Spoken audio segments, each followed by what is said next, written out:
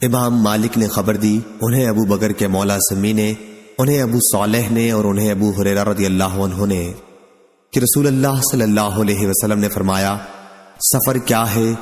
گویا عذاب کا ایک ٹکڑا ہے۔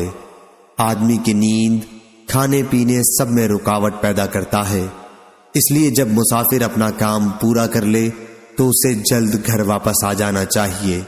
صحیح بخاری حدیث نمبر 3001۔ امام مالک نے خبر دی، انہیں نافع نے اور انہیں عبداللہ بن عمر رضی اللہ عنہ نے کہ عمر بن خطاب رضی اللہ عنہ نے ایک گھوڑا اللہ کے راستے میں سواری کے لیے دے دیا، پھر انہوں نے دیکھا کہ وہی گھوڑا فروخت ہو رہا ہے۔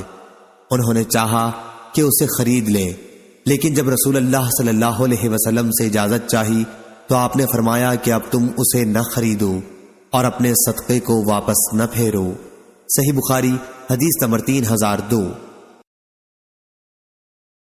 امام مالک نے بیان کیا، ان سے زید بن اسلم نے، ان سے ان کے والد نے کہ میں نے عمر بن خطاب رضی اللہ عنہ سے سنا، آپ فرما رہے تھے کہ میں نے اللہ کے راستے میں ایک گھوڑا سواری کے لیے دیا اور جسے دیا تھا وہ اسے بیچنے لگا، یا آپ نے یہ فرمایا تھا کہ اس نے اسے بالکل کمزور کر دیا تھا، اس لیے میرا ارادہ ہوا کہ میں اسے واپس خرید لوں۔ مجھے یہ خیال تھا کہ وہ شخص سستے داموں پر اسے بیچ دے گا۔ میں نے اس کے متعلق نبی کریم صلی اللہ علیہ وسلم سے جب پوچھا تو آپ صلی اللہ علیہ وسلم نے فرمایا کہ اگر وہ گھوڑا تمہیں 1 درہم میں مل جائے پھر بھی اسے نہ خریدنا، کیونکہ اپنے ہی صدقے کو واپس لینے والا اس کتے کی طرح ہے جو اپنی قے خود ہی چاٹتا ہے۔ صحیح بخاری حدیث نمبر 3003۔ حبیب بن ابی ثابت نے بیان کیا، کہا کہ میں نے ابو العباس شاعر سے سنا۔ ابو العباس شاعر ہونے کے ساتھ روایت حدیث میں بھی ثقہ اور قابل اعتماد تھے۔ انہوں نے بیان کیا کہ میں نے عبداللہ بن عمر رضی اللہ عنہ سے سنا، آپ بیان کرتے تھے کہ ایک صحابی نبی کریم صلی اللہ علیہ وسلم کی خدمت میں حاضر ہوئے اور آپ سے جہاد میں شرکت کی اجازت چاہی۔ آپ نے ان سے دریافت فرمایا، کیا تمہارے ماں باپ زندہ ہیں؟ انہوں نے کہا کہ جی ہاں۔ آپ صلی اللہ علیہ وسلم نے فرمایا کہ پھر انہی میں جہاد کرو۔ صحیح بخاری حدیث نمبر 3004۔ امام مالک رحمہ اللہ نے خبر دی، انہیں عبداللہ بن ابی بکر نے، انہیں عباد بن تمیم نے اور انہیں ابو بشیر انصاری رضی اللہ عنہ نے کہ وہ ایک سفر میں رسول کریم صلی اللہ علیہ وسلم کے ساتھ تھے۔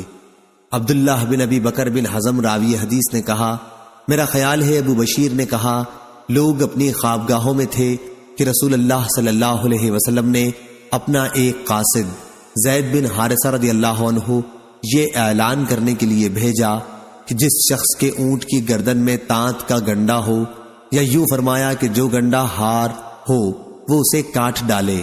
صحیح بخاری حدیث نمبر 3005۔ سفیان بن آئینہ نے بیان کیا، ان سے عمر بن دینار نے، ان سے ابو معبد نے اور ان سے ابن عباس رضی اللہ عنہ نے کہ انہوں نے نبی کریم صلی اللہ علیہ وسلم سے سنا، آپ نے فرمایا کہ کوئی مرد کسی غیر محرم عورت کے ساتھ تنہائی میں نہ بیٹھے اور کوئی عورت اس وقت تک سفر نہ کرے جب تک اس کے ساتھ کوئی اس کا محرم نہ ہو۔ اتنے میں ایک صحابی کھڑے ہوئے اور عرض کیا، یا رسول اللہ صلی اللہ علیہ وسلم، میں نے فلاں جہاد میں اپنا نام لکھوا دیا ہے اور ادھر میری بیوی حج کے لیے جا رہی ہیں۔ آپ صلی اللہ علیہ وسلم نے فرمایا کہ پھر تو بھی جا اور اپنی بیوی کو حج کرا لا۔ صحیح بخاری حدیث نمبر 3006۔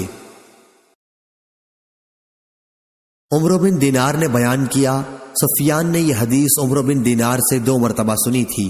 انہوں نے بیان کیا کہ مجھے حسن بن محمد نے خبر دی، کہا کہ مجھے عبید اللہ بن ابی رافع نے خبر دی، کہا کہ میں نے حضرت علی رضی اللہ عنہ سے سنا، آپ بیان کرتے تھے کہ رسول اللہ صلی اللہ علیہ وسلم نے مجھے اور زبیر اور مقداد بن اسود رضی اللہ عنہم کو ایک مہم پر بھیجا، اور آپ نے فرمایا کہ جب تم لوگ روضہ خاج جو مدینہ سے 12 میل کے فاصلے پر ایک جگہ کا نام ہے پر پہنچ جاؤ تو وہاں ایک بڑھیا عورت تمہیں اونٹ پر سوار ملے گی اور اس کے پاس ایک خط ہوگا، تم لوگ اس سے وہ خط لے لینا۔ ہم روانہ ہوئے اور ہمارے گھوڑے ہمیں تیزی کے ساتھ لیے جا رہے تھے۔ آخر ہم روضہ خاک پر پہنچ گئے اور وہاں واقعی ایک بوڑھی عورت موجود تھی جو اونٹ پر سوار تھی۔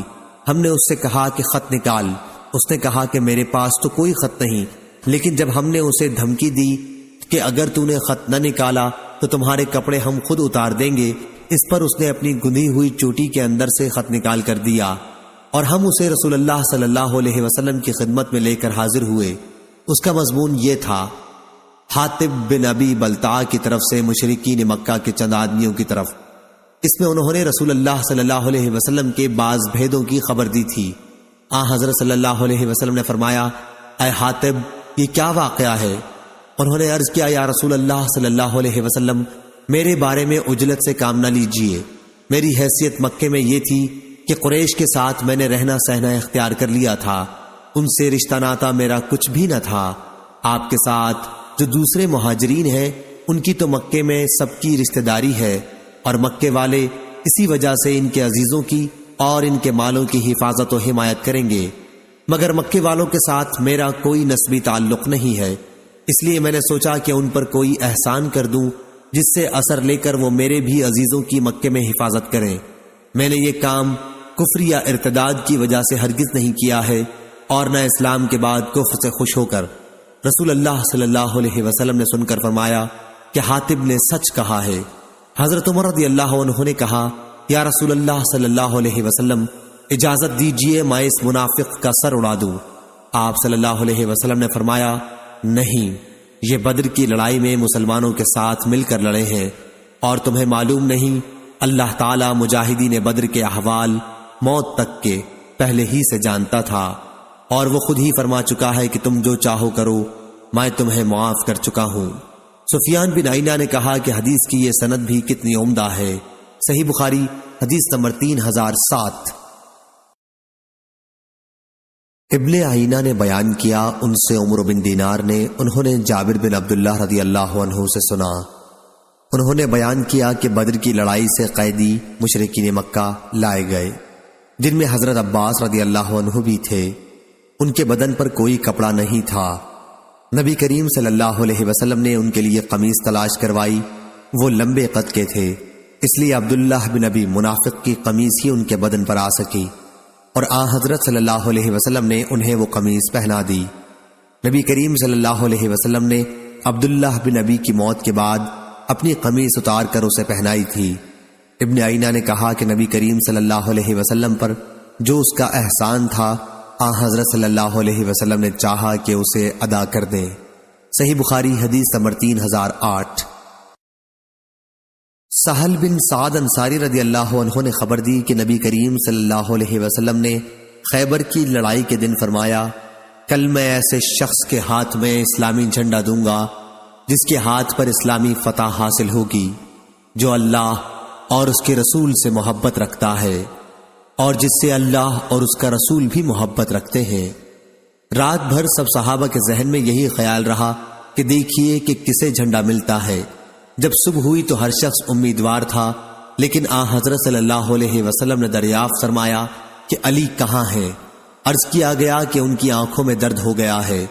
حضرت صلی اللہ علیہ وسلم نے اپنا مبارک تھوک ان کی آنکھوں میں لگا دیا اور اس سے انہیں صحت ہو گئی، کسی قسم کی بھی تکلیف باقی نہ رہی۔ پھر آپ صلی اللہ علیہ وسلم نے انہی کو جھنڈا عطا فرمایا۔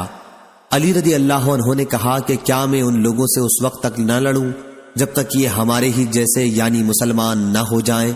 حضرت صلی اللہ علیہ وسلم نے انہیں ہدایت فرمائی: یوں ہی چلا جا، جب ان کی سرحد میں اترے تو انہیں اسلام کی دعوت دینا اور انہیں بتانا کہ اسلام کے ناطے ان پر کون کون سے کام ضروری ہیں۔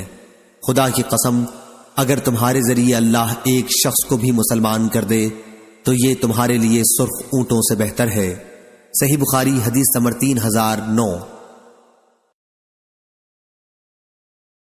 شعبہ نے بیان کیا، ان سے محمد بن زیاد نے اور ان سے ابو ہریرہ رضی اللہ عنہ نے کہ نبی کریم صلی اللہ علیہ وسلم نے فرمایا: ایسے لوگوں پر اللہ کو تعجب ہوگا جو جنت میں داخل ہوں گے حالانکہ دنیا میں اپنے کفر کی وجہ سے وہ بیڑیوں میں تھے۔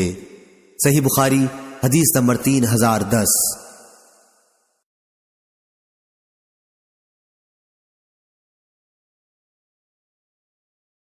ابو بردہ نے بیان کیا، انہوں نے اپنے والد ابو موسیٰ اشعری رضی اللہ عنہ سے سنا کہ نبی کریم صلی اللہ علیہ وسلم نے فرمایا: 3 طرح کے آدمی ایسے ہیں جنہیں دگنا ثواب ملتا ہے۔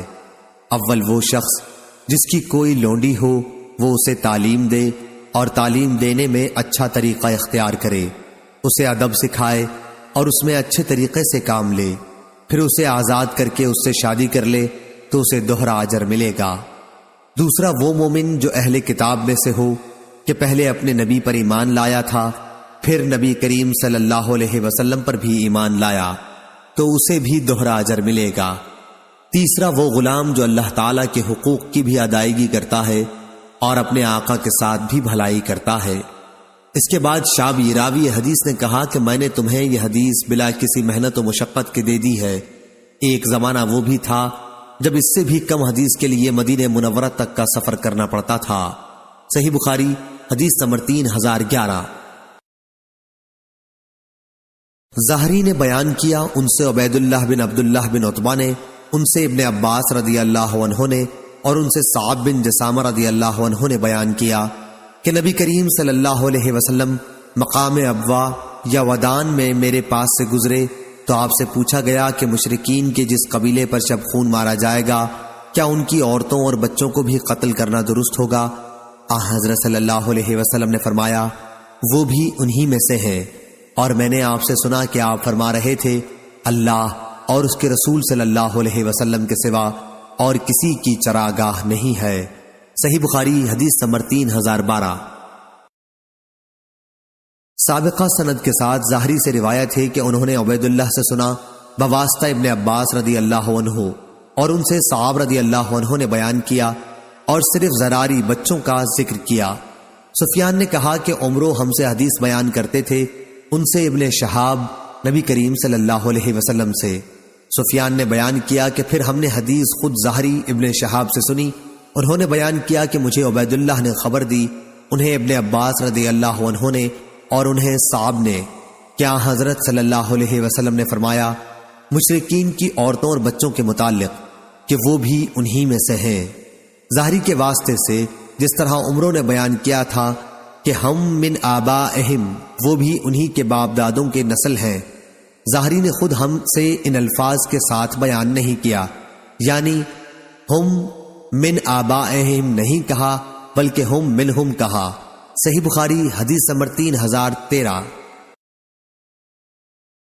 لیث نے خبر دی، انہیں نافع نے اور انہیں عبداللہ رضی اللہ عنہ نے خبر دی کہ نبی کریم صلی اللہ علیہ وسلم کے ایک غزوہ فتح میں ایک عورت مقتول پائی گئی تو حضرت صلی اللہ علیہ وسلم نے عورتوں اور بچوں کے قتل پر انکار کا اظہار فرمایا۔ صحیح بخاری حدیث نمبر 3014۔ اسحاق بن ابراہیم نے بیان کیا، کہا کہ میں نے ابو اسامہ سے پوچھا کیا عبید اللہ نے آپ سے یہ حدیث بیان کی ہے کہ ان سے نافع نے اور ان سے عبداللہ بن عمر رضی اللہ عنہ نے کہ ایک عورت رسول اللہ صلی اللہ علیہ وسلم کے زمانے میں کسی غزوے میں مقتول پائی گئی تو نبی کریم صلی اللہ علیہ وسلم نے عورتوں اور بچوں کے قتل سے منع فرمایا تو انہوں نے اس کا اقرار کیا۔ صحیح بخاری حدیث نمبر 3015۔ لیث نے بیان کیا، ان سے بکیر نے، ان سے سلیمان بن یسار نے اور ان سے ابو ہریرہ رضی اللہ عنہ نے بیان کیا کہ رسول اللہ صلی اللہ علیہ وسلم نے ہمیں ایک مہم پر روانہ فرمایا اور یہ ہدایت فرمائی کہ اگر تمہیں فلاں اور فلاں مل جائیں تو انہیں آگ میں جلا دینا۔ پھر جب ہم نے روانگی کا ارادہ کیا تو حضرت صلی اللہ علیہ وسلم نے فرمایا کہ میں نے تمہیں حکم دیا تھا کہ فلاں اور فلاں کو جلا دینا، لیکن آگ ایک ایسی چیز ہے جس کی سزا صرف اللہ تعالیٰ ہی دے سکتا ہے، اس لیے اگر وہ تمہیں ملے تو انہیں قتل کرنا، آگ میں نہ جلانا۔ صحیح بخاری حدیث نمبر 3016۔ سفیان نے بیان کیا، ان سے ایوب نے، ان سے اکرمہ نے کہ علی رضی اللہ عنہ نے ایک قوم کو جو عبداللہ بن سبا کی متنبع تھی اور حضرت علی رضی اللہ عنہ کو اپنا خدا کہتی تھی جلا دیا تھا۔ جب یہ خبر حضرت عبداللہ بن عباس رضی اللہ عنہ کو ملی تو آپ نے کہا کہ اگر میں ہوتا تو کبھی انہیں نہ جلاتا، کیونکہ نبی کریم صلی اللہ علیہ وسلم نے فرمایا ہے کہ اللہ کے عذاب کی سزا کسی کو نہ دو، البتہ میں انہیں قتل ضرور کرتا، کیونکہ نبی کریم صلی اللہ علیہ وسلم نے فرمایا ہے جو شخص اپنا دین تبدیل کر دے اسے قتل کر دو۔ صحیح بخاری حدیث نمبر 3017۔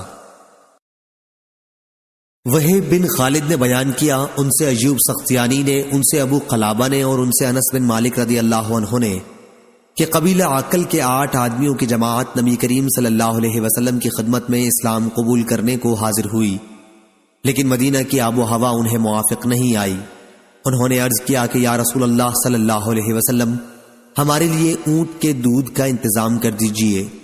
حضرت صلی اللہ علیہ وسلم نے فرمایا کہ میں تمہارے لیے دودھ نہیں دے سکتا، تم صدقے کے اونٹوں میں چلے جاؤ، ان کا دودھ اور پیشاب پیو تاکہ تمہاری صحت ٹھیک ہو جائے۔ وہ لوگ وہاں چلے گئے اور ان کا دودھ اور پیشاب پی کر تندرست ہو گئے تو چرواہے کو قتل کر دیا اور اونٹوں کو اپنے ساتھ لے کر بھاگ نکلے اور اسلام لانے کے بعد کفر کیا۔ ایک شخص نے اس کی خبر حضرت صلی اللہ علیہ وسلم کو دی تو آپ صلی اللہ علیہ وسلم نے ان کی تلاش کے لیے سوار دوڑائے۔ دوپہر سے بھی پہلے ہی وہ پکڑ کر لائے گئے، ان کے ہاتھ پاؤں کاٹ دیے گئے، پھر آپ کے حکم سے ان کی آنکھوں میں سلائی گرم کر کے پھیر دی گئی اور انہیں ہر راہ مدینہ کی پتھریلی زمین میں ڈال دیا گیا۔ وہ پانی مانگتے تھے لیکن انہیں نہیں دیا گیا، یہاں تک کہ وہ سب مر گئے۔ ایسا ہی انہوں نے اونٹوں کے چرانے والوں کے ساتھ کیا تھا جس کا بدلہ انہیں دیا گیا۔ ابو قلابہ نے کہا کہ انہوں نے قتل کیا تھا، چوری کی تھی، اللہ اور اس کے رسول صلی اللہ علیہ وسلم کے ساتھ جنگ کی تھی اور زمین میں فساد برپا کرنے کی کوشش کی تھی۔ صحیح بخاری حدیث نمبر 3018۔ لیث نے بیان کیا، ان سے یونس نے، ان سے ابن شہاب نے، ان سے سعید بن مسیب اور ابو سلمہ نے کہ ابو ہریرہ رضی اللہ عنہ نے کہا کہ میں نے رسول اللہ صلی اللہ علیہ وسلم سے سنا ہے، آپ فرما رہے تھے کہ ایک چیونٹی نے ایک نبی عزیر یا موسیٰ علیہ السلام کو کاٹ لیا تھا تو ان کے حکم سے چیونٹیوں کے سارے گھر جلا دیے گئے۔ اس پر اللہ تعالیٰ نے ان کے پاس وحی بھیجی کہ اگر تمہیں ایک چیونٹی نے کاٹ لیا تھا تو تم نے ایک ایسی خلقت کو جلا کر خاک کر دیا جو اللہ کی تسبیح بیان کرتی تھی۔ صحیح بخاری حدیث نمبر 3019۔ قیس بن ابی حازم نے بیان کیا، کہا کہ مجھ سے جریر بن عبداللہ رضی اللہ عنہ نے بیان کیا کہ مجھ سے رسول اللہ صلی اللہ علیہ وسلم نے فرمایا، ذوالخلصہ کو برباد کر کے مجھے راحت کیوں نہیں دے دیتے؟ یہ ذوالخلصہ قبیلہ خشم کا ایک بت خانہ تھا اور اسے کعبۃ الیمانیہ کہتے تھے۔ انہوں نے بیان کیا کہ پھر میں قبیلہ احمس کے 150 سواروں کو لے کر چلا۔ یہ سب حضرات بڑے اچھے گھڑ سوار تھے، لیکن میں گھوڑے کی سواری اچھی طرح نہیں کر پاتا تھا۔ حضرت صلی اللہ علیہ وسلم نے میرے سینے پر اپنے ہاتھ سے مارا، میں نے انگشتائے مبارک کا نشان اپنے سینے پر دیکھا۔ فرمایا، اے اللہ، گھوڑے کی پشت پر اسے ثبات عطا فرمائیو اور اسے دوسروں کو ہدایت کی راہ دکھانے والا اور خود ہدایت پایا ہوا بنائیو۔ اس کے بعد جریر رضی اللہ عنہ روانہ ہوئے اور ذوالخلصہ کی عمارت کو گرا کر اس میں آگ لگا دی۔ پھر رسول اللہ صلی اللہ علیہ وسلم کی اس کی خبر بھجوائی۔ جریر رضی اللہ عنہ کے قاصد ابو ارطاء حسین بن ربیعہ نے خدمت نبوی میں حاضر ہو کر عرض کیا، اس ذات کی قسم جس نے آپ صلی اللہ علیہ وسلم کو حق کے ساتھ مبعوث کیا ہے، میں اس وقت تک آپ کی خدمت میں حاضر نہیں ہوا جب تک ہم نے ذوالخلصہ کو ایک خالی پیٹ والے اونٹ کی طرح نہیں بنا دیا۔ انہوں نے کہا، خارش والے اونٹ کی طرح مراد ویرانی سے ہے۔ جریر رضی اللہ عنہ نے بیان کیا کہ یہ سن کر آپ صلی اللہ علیہ وسلم نے قبیلہ احمس کے سواروں اور قبیلے کے تمام لوگوں کے لیے 5 مرتبہ برکتوں کو دعا فرمائی۔ صحیح بخاری حدیث نمبر 3020۔ سفیان بن عیینہ نے خبر دی، انہیں موسیٰ بن عقبہ نے، انہیں نافع نے اور ان سے ابن عمر رضی اللہ عنہ نے بیان کیا کہ نبی کریم صلی اللہ علیہ وسلم نے یہود بنو نظیر کے کھجور کے باغات جلوا دیے تھے۔ صحیح بخاری حدیث نمبر 3021۔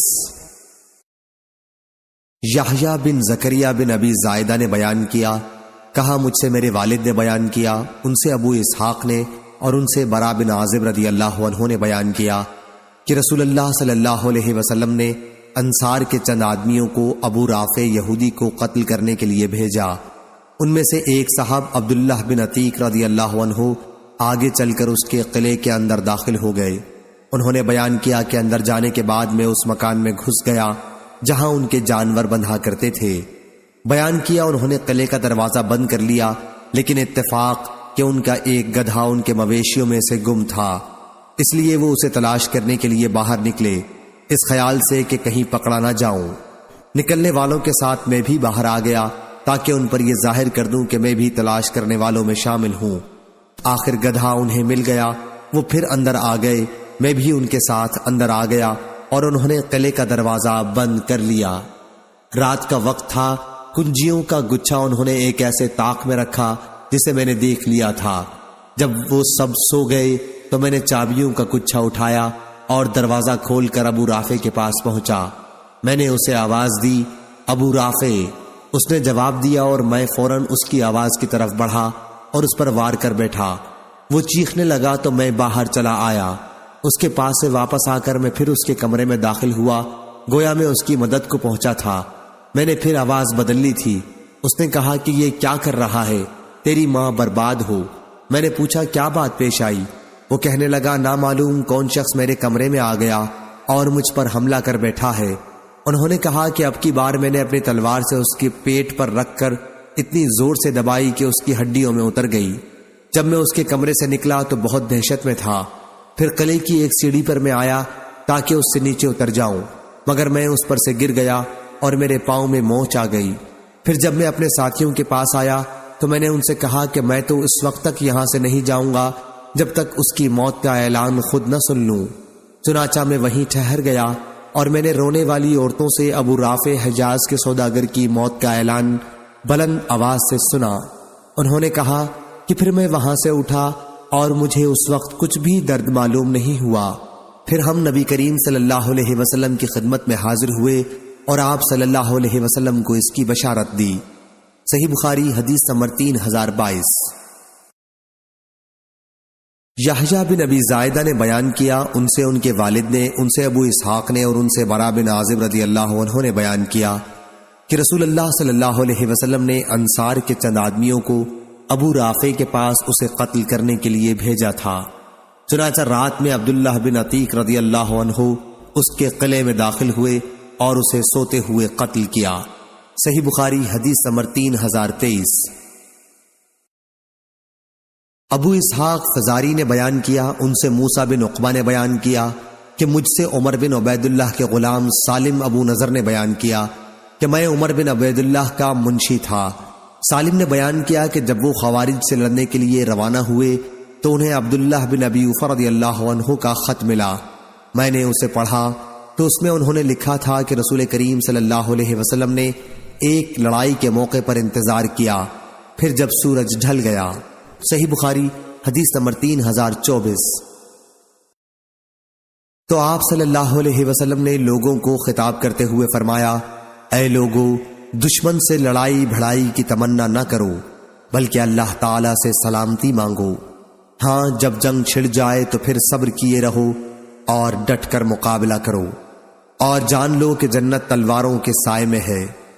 پھر آپ نے یوں دعا کی، اے اللہ، کتاب قرآن کے نازل فرمانے والے، اے بادلوں کے چلانے والے، اے احزاب یعنی کافروں کی جماعتوں کو غزوہ خندق کے موقع پر شکست دینے والے، ہمارے دشمن کو شکست دے اور ان کے مقابلے میں ہماری مدد کر۔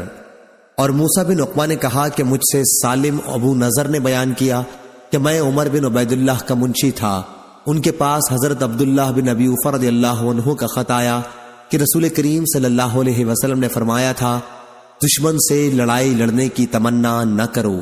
صحیح بخاری حدیث نمبر 3025۔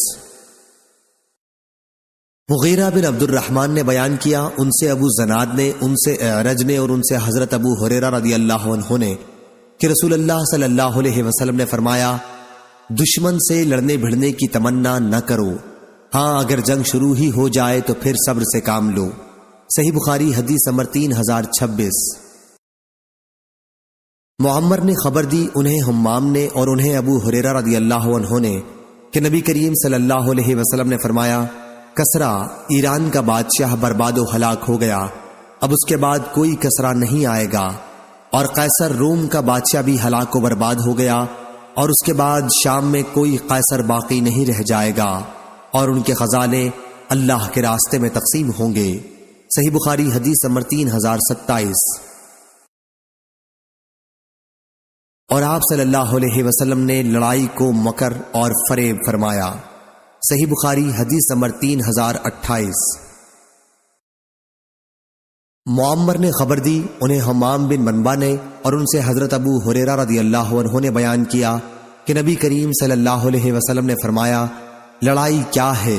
ایک چال ہے۔ صحیح بخاری حدیث نمبر 3029۔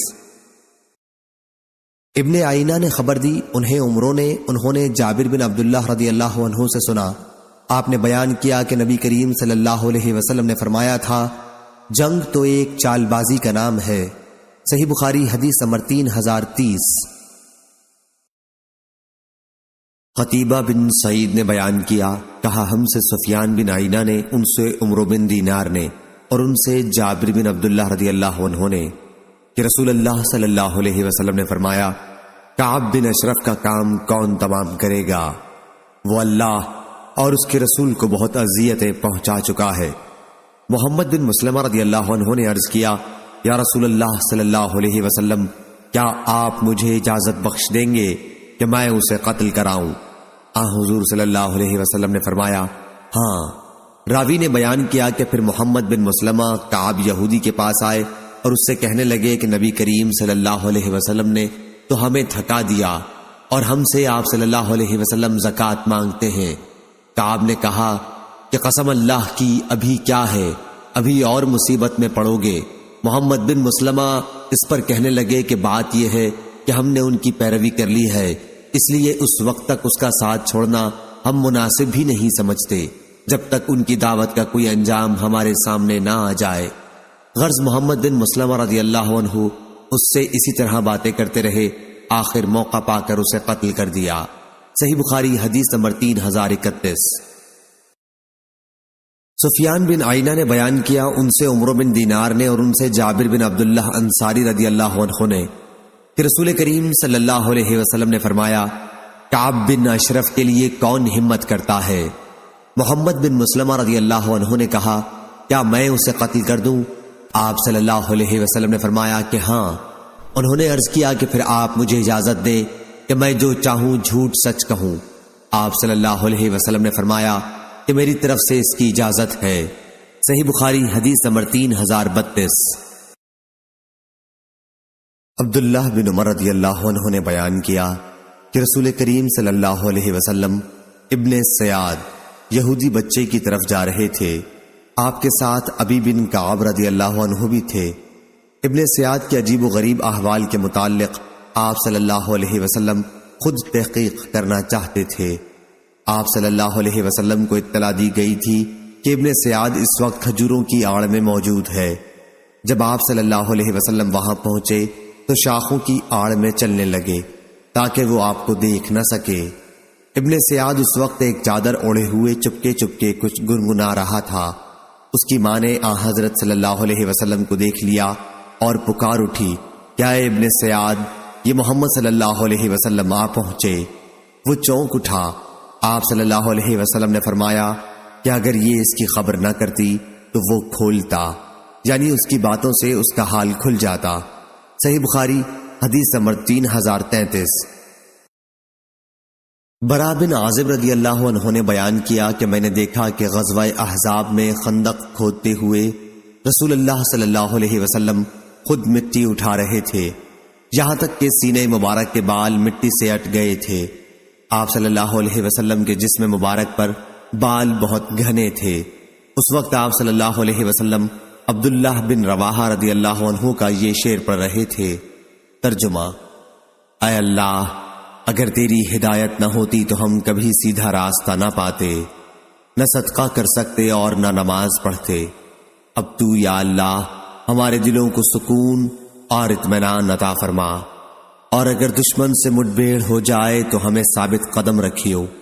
دشمنوں نے ہمارے اوپر زیادتی کی ہے، جب بھی وہ ہم کو فتنہ فساد میں مبتلا کرنا چاہتے ہیں تو ہم انکار کرتے ہیں۔ آپ یہ شعر بلند آواز سے پڑھ رہے تھے۔ صحیح بخاری حدیث نمبر 3034۔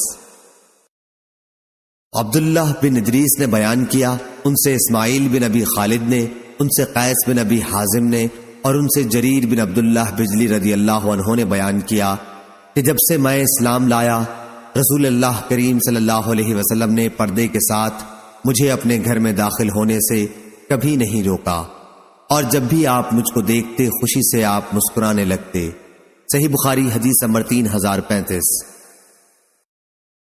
ایک دفعہ میں نے آپ صلی اللہ علیہ وسلم کی خدمت میں شکایت کی کہ میں گھوڑے کی سواری پر اچھی طرح نہیں جم پاتا ہوں، تو آپ نے میرے سینے پر اپنا دست مبارک مارا اور دعا کی، اے اللہ اسے گھوڑے پر جما دے اور دوسروں کو سیدھا راستہ بتانے والا بنا دے اور خود اسے بھی سیدھے راستے پر قائم رکھیو۔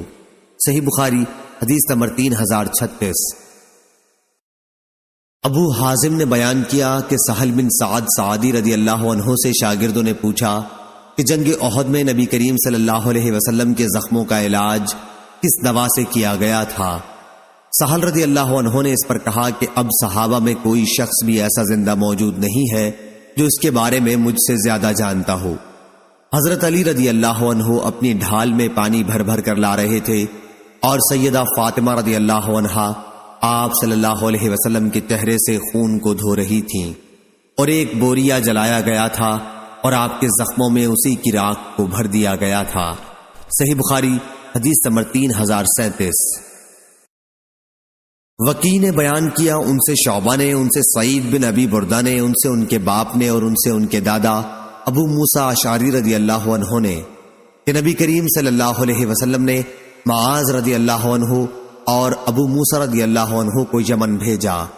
آپ صلی اللہ علیہ وسلم نے اس موقع پر یہ ہدایت فرمائی تھی کہ لوگوں کے لیے آسانی پیدا کرنا، انہیں سختیوں میں مبتلا نہ کرنا، ان کو خوش رکھنا، نفرت نہ دلانا، اور تم دونوں آپس میں اتفاق رکھنا، اختلاف نہ پیدا کرنا۔ صحیح بخاری حدیث نمبر 3038۔ ابو اسحاق نے بیان کیا، کہا کہ میں نے برا بن عازب رضی اللہ عنہ سے سنا، آپ بیان کرتے تھے کہ رسول کریم صلی اللہ علیہ وسلم نے جنگ احد کے موقع پر تیر اندازوں کے 50 آدمیوں کا افسر عبداللہ بن جبیر رضی اللہ عنہ کو بنایا۔ آپ صلی اللہ علیہ وسلم نے انہیں تاکید کر دی تھی کہ اگر تم یہ بھی دیکھ لو کہ پرندے ہم پر ٹوٹ پڑے ہیں، پھر بھی اپنی اس جگہ سے مت ہٹنا جب تک میں تم لوگوں کو کہلا نہ بھیجوں۔ اسی طرح اگر تم یہ دیکھو کہ کفار کو ہم نے شکست دے دی ہے اور انہیں پامال کر دیا ہے، پھر بھی یہاں سے نہ ٹلنا جب تک میں تمہیں خود بلا نہ بھیجوں۔ پھر اسلامی لشکر نے کفار کو شکست دے دی۔ برا بن عازب رضی اللہ عنہ نے بیان کیا کہ اللہ کی قسم میں نے مشرک عورتوں کو دیکھا کہ تیزی کے ساتھ بھاگ رہی تھیں، ان کے پازیب اور پنڈلیاں دکھائی دے رہی تھیں اور وہ اپنے کپڑوں کو اٹھائے ہوئے تھیں۔ عبداللہ بن جبیر رضی اللہ عنہ کے ساتھیوں نے کہا کہ غنیمت لوٹو، اے قوم غنیمت تمہارے سامنے ہے، تمہارے ساتھی غالب آ گئے ہیں، اب ڈر کس بات کا ہے؟ اس پر عبداللہ بن جبیر رضی اللہ عنہ نے ان سے کہا، کیا جو ہدایت رسول اللہ صلی اللہ علیہ وسلم نے کی تھی تم اسے بھول گئے؟ لیکن وہ لوگ اسی پر اڑے رہے کہ دوسرے اصحاب کے ساتھ غنیمت جمع کرنے میں شریک رہیں گے۔ جب یہ لوگ اکثریت اپنی جگہ چھوڑ کر چلے آئے تو ان کے منہ کافروں نے پھیر دیے اور مسلمانوں کو شکست زدہ پا کر بھاگتے ہوئے آئے۔ یہی وہ گھڑی تھی جس کا ذکر سورہ آل عمران میں ہے کہ جب رسول کریم صلی اللہ علیہ وسلم تم کو پیچھے کھڑے ہوئے بلا رہے تھے۔ اس سے یہی مراد ہے۔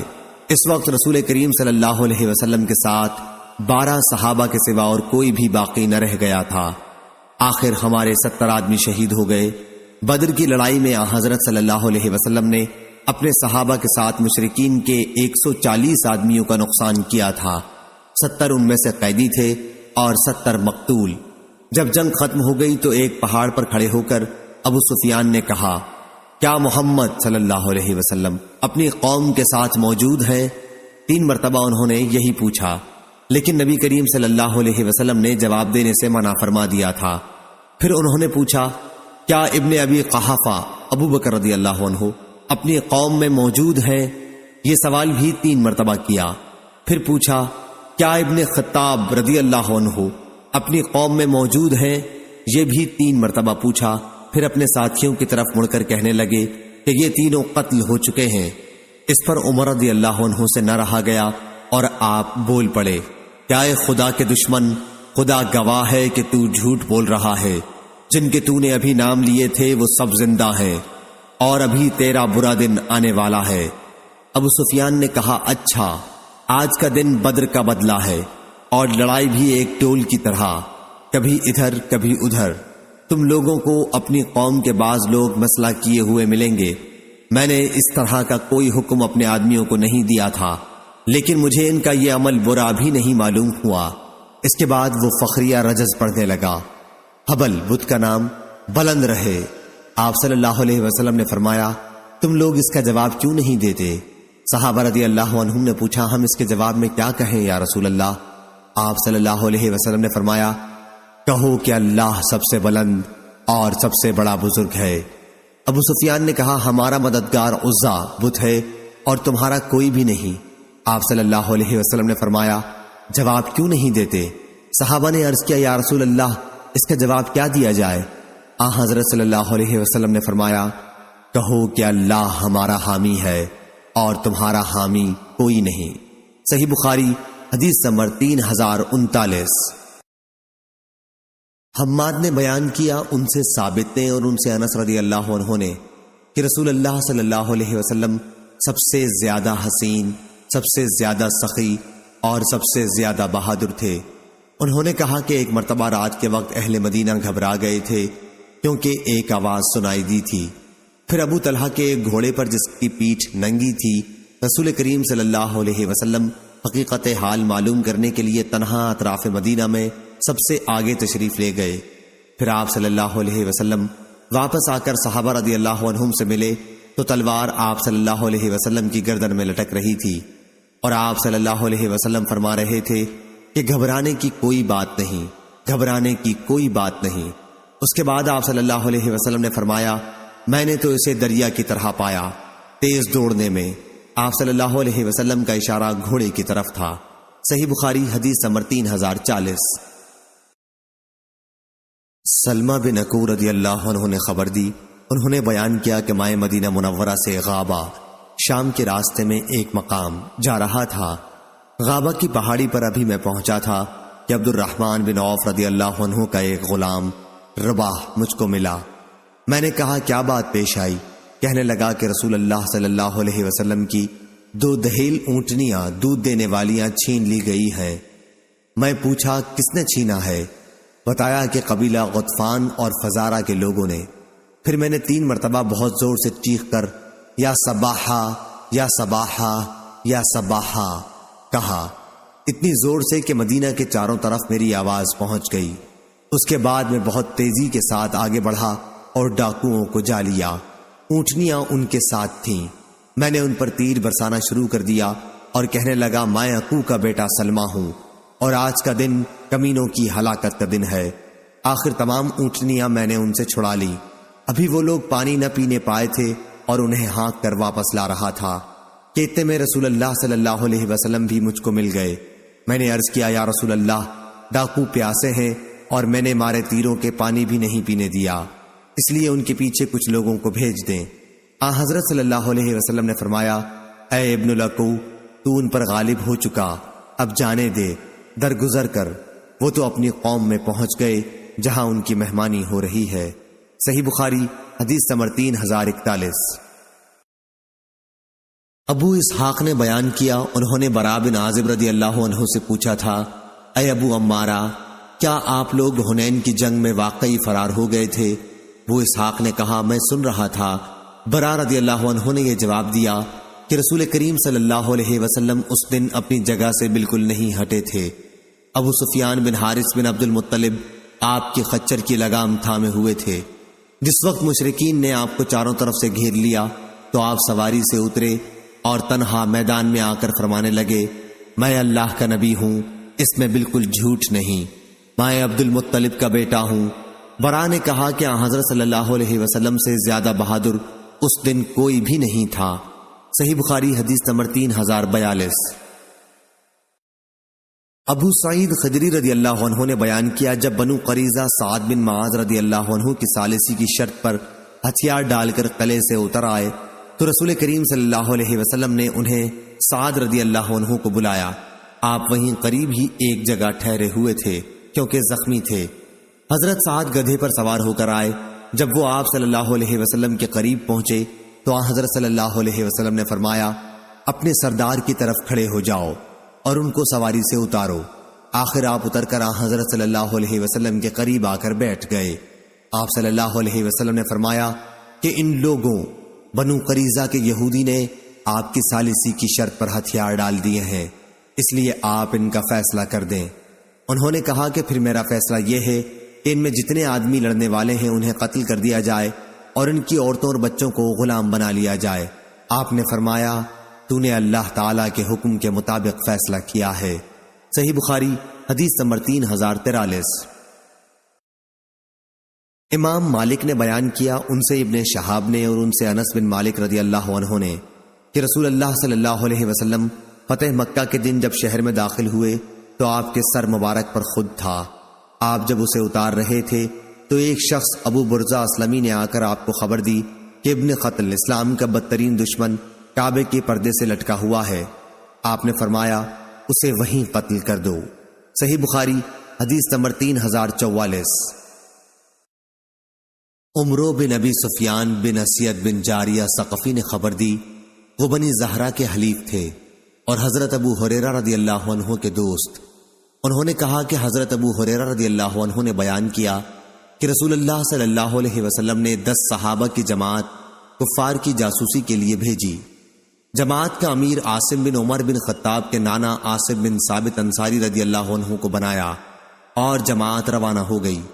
جب یہ لوگ مقام ہدا پر پہنچے تو عصفان اور مکہ کے درمیان میں ہے، تو قبیلہ حذیل کی ایک شاخ بنو لحیان کو کسی نے خبر دے دی اور اس قبیلے کے 200 تیر اندازوں کی ایک جماعت ان کی تلاش میں نکلی۔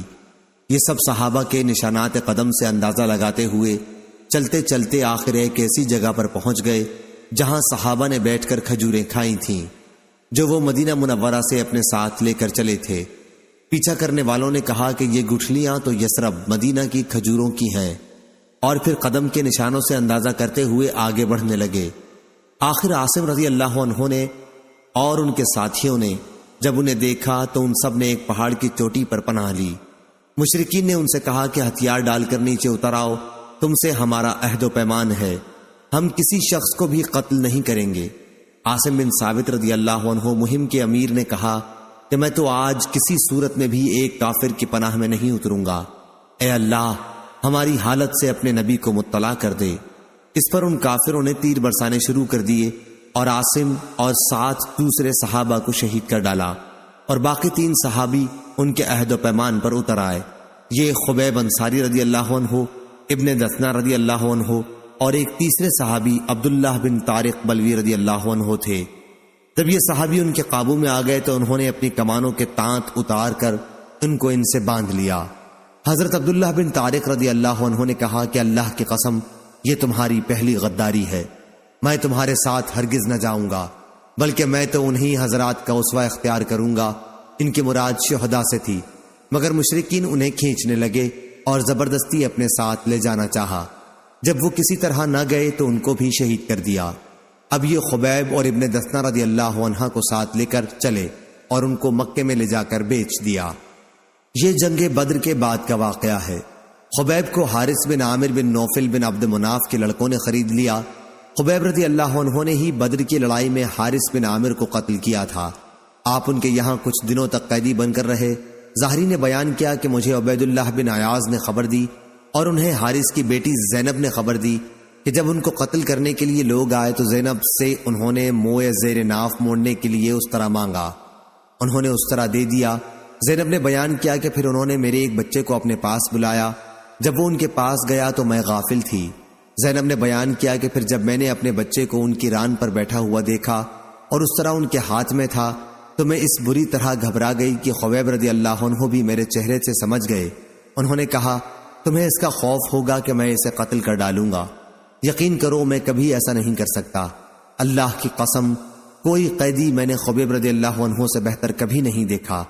اللہ کی قسم میں نے ایک دن دیکھا کہ انگور کا خوشہ ان کے ہاتھ میں ہے اور وہ اس میں سے کھا رہے ہیں، حالانکہ وہ لوہے کی زنجیروں میں جکڑے ہوئے تھے اور مکے میں پھلوں کا موسم بھی نہیں تھا۔ کہا کرتی تھی کہ وہ تو اللہ تعالیٰ کی روزی تھی جو اللہ نے خبیب کو بھیجی تھی۔ جب مشرکین انہیں حرم سے باہر لائے تاکہ حرم کی حدود سے نکل کر انہیں شہید کر دیں تو خبیب رضی اللہ عنہ نے ان سے کہا کہ مجھے صرف 2 رکعت نماز پڑھ لینے دو۔ انہوں نے ان کو اجازت دے دی پھر خبیب نے 2 رکعت نماز پڑھی اور فرمایا اگر تم یہ خیال نہ کرنے لگتے کہ میں قتل سے گھبرا رہا ہوں تو میں ان رکعتوں کو اور لمبا کرتا۔ اے اللہ ان ظالموں سے ایک ایک کو ختم کر دے۔ پھر یہ اشعار پڑھے، جبکہ میں مسلمان ہونے کی حالت میں قتل کیا جا رہا ہوں تو مجھے کسی قسم کی بھی پرواہ نہیں ہے، خواہ اللہ کے راستے میں مجھے کسی پہلو پر بھی پچھاڑا جائے۔ یہ صرف اللہ تعالیٰ کی رضا حاصل کرنے کے لیے ہے، اور اگر وہ چاہے تو اس جسم کے ٹکڑوں میں بھی برکت دے سکتا ہے جس کی بوٹی بوٹی کر دی گئی ہو۔ آخر حارث کے بیٹے عقبہ نے ان کو شہید کر دیا۔ حضرت خبیب سے ہی ہر اس مسلمان کے لیے جسے قید کر کے قتل کیا جائے، قتل سے پہلے 2 رکعتیں مشروع ہوئی ہیں۔ ادھر حادثے کی شروع ہی میں حضرت عاصم بن ثابت رضی اللہ عنہ مہم کے امیر کی دعا اللہ تعالیٰ نے قبول کر لی تھی کہ اے اللہ ہماری حالت کی خبر اپنے نبی کو دے دے، اور نبی کریم صلی اللہ علیہ وسلم نے اپنے صحابہ کو وہ سب حالات بتا دیے تھے جن سے یہ مہم دوچار ہوئی تھی۔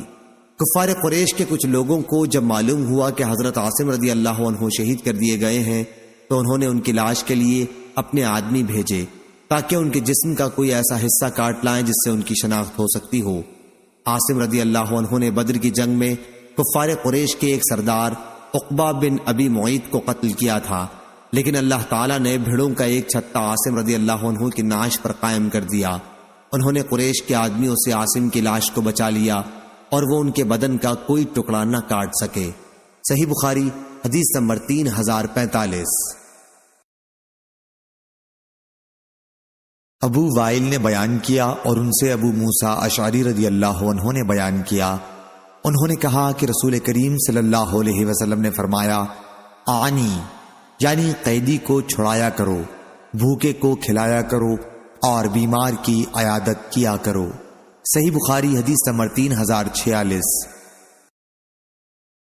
ابو جحیفہ رضی اللہ عنہ نے بیان کیا کہ میں نے حضرت علی رضی اللہ عنہ سے پوچھا آپ حضرات اہل بیت کے پاس کتاب اللہ کے سوا اور بھی کوئی وحی ہے؟ آپ نے اس کا جواب دیا اس ذات کی قسم جس نے دانے کو زمین چیر کر نکالا اور جس نے روح کو پیدا کیا، مجھے تو کوئی ایسی وحی معلوم نہیں جو قرآن میں نہ ہو، البتہ سمجھ ایک دوسری چیز ہے جو اللہ کسی بندے کو قرآن میں عطا فرمائے، قرآن سے طرح طرح کے مطالب نکالے یا جو اس ورق میں ہے۔ میں نے پوچھا اس ورق میں کیا لکھا ہے؟ انہوں نے بتلایا کہ دیت کے احکام اور قیدی کا چھڑانا اور مسلمان کا کافر کے بدلے میں نہ مارا جانا، یہ مسائل اس ورق میں لکھے ہوئے ہیں اور بس۔ صحیح بخاری حدیث نمبر 3047۔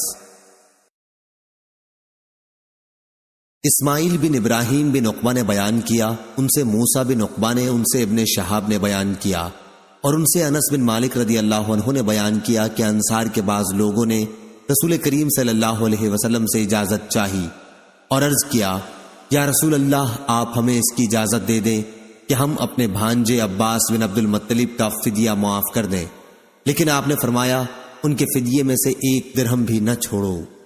صحیح بخاری حدیث نمبر 3048۔ ابراہیم بن تہمان نے بیان کیا، ان سے عبدالعزیز بن صہیب نے اور ان سے انس بن مالک رضی اللہ عنہ نے بیان کیا کہ نبی کریم صلی اللہ علیہ وسلم کی خدمت میں بحرین کا خراج آیا تو حضرت عباس رضی اللہ عنہ خدمت نبوی میں حاضر ہوئے اور عرض کیا یا رسول اللہ اس مال سے مجھے بھی دیجیے، کیونکہ بدر کے موقع پر میں نے اپنا اور عقیل دونوں کا فدیہ ادا کیا تھا۔ آپ صلی اللہ علیہ وسلم نے فرمایا پھر آپ لے لیں، چنانچہ آپ نے انہیں ان کے کپڑے میں نقدی کو بندھوا دیا۔ صحیح بخاری حدیث نمبر 3049۔ معمر نے خبر دی، انہیں زہری نے، انہیں محمد بن جبیر نے، انہیں ان کے باپ جبیر بن مطعم رضی اللہ عنہ نے، وہ بدر کے قیدیوں کو چھڑانے حضرت صلی اللہ علیہ وسلم کے پاس آئے، وہ ابھی اسلام نہیں لائے تھے۔ انہوں نے بیان کیا کہ میں نے سنا کہ نبی کریم صلی اللہ علیہ وسلم نے مغرب کی نماز میں سورہ طور پڑھی۔ صحیح بخاری حدیث نمبر 3050۔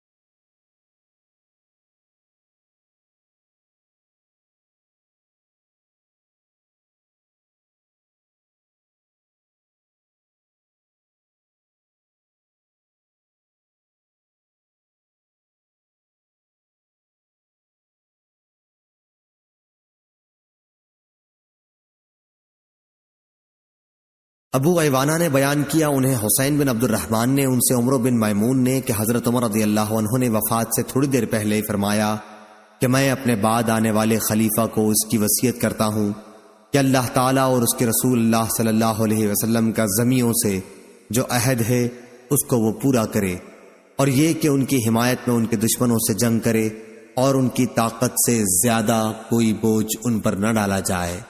صحیح بخاری حدیث نمبر 3052۔ سفیان بن عینہ نے بیان کیا ان سے سلیمان احول نے، ان سے سعید بن جبیر نے اور ان سے ابن عباس رضی اللہ عنہ نے بیان کیا کہ جمعرات کے دن، اور معلوم ہے جمعرات کا دن کیا ہے، پھر آپ اتنا روئے کہ کنکریاں تک بھیگ گئیں۔ آخر آپ نے کہا کہ رسول اللہ صلی اللہ علیہ وسلم کی بیماری میں شدت اسی جمعرات کے دن ہوئی تھی، تو آپ صلی اللہ علیہ وسلم نے صحابہ سے فرمایا کہ قلم دوات لاؤ تاکہ میں تمہارے لیے ایک ایسی کتاب لکھوا جاؤں کہ تم میرے بعد اس پر چلتے رہو تو کبھی گمراہ نہ ہو سکو۔ اس پر صحابہ میں اختلاف ہو گیا۔ حضور صلی اللہ علیہ وسلم نے فرمایا کہ نبی کے سامنے جھگڑنا مناسب نہیں ہے۔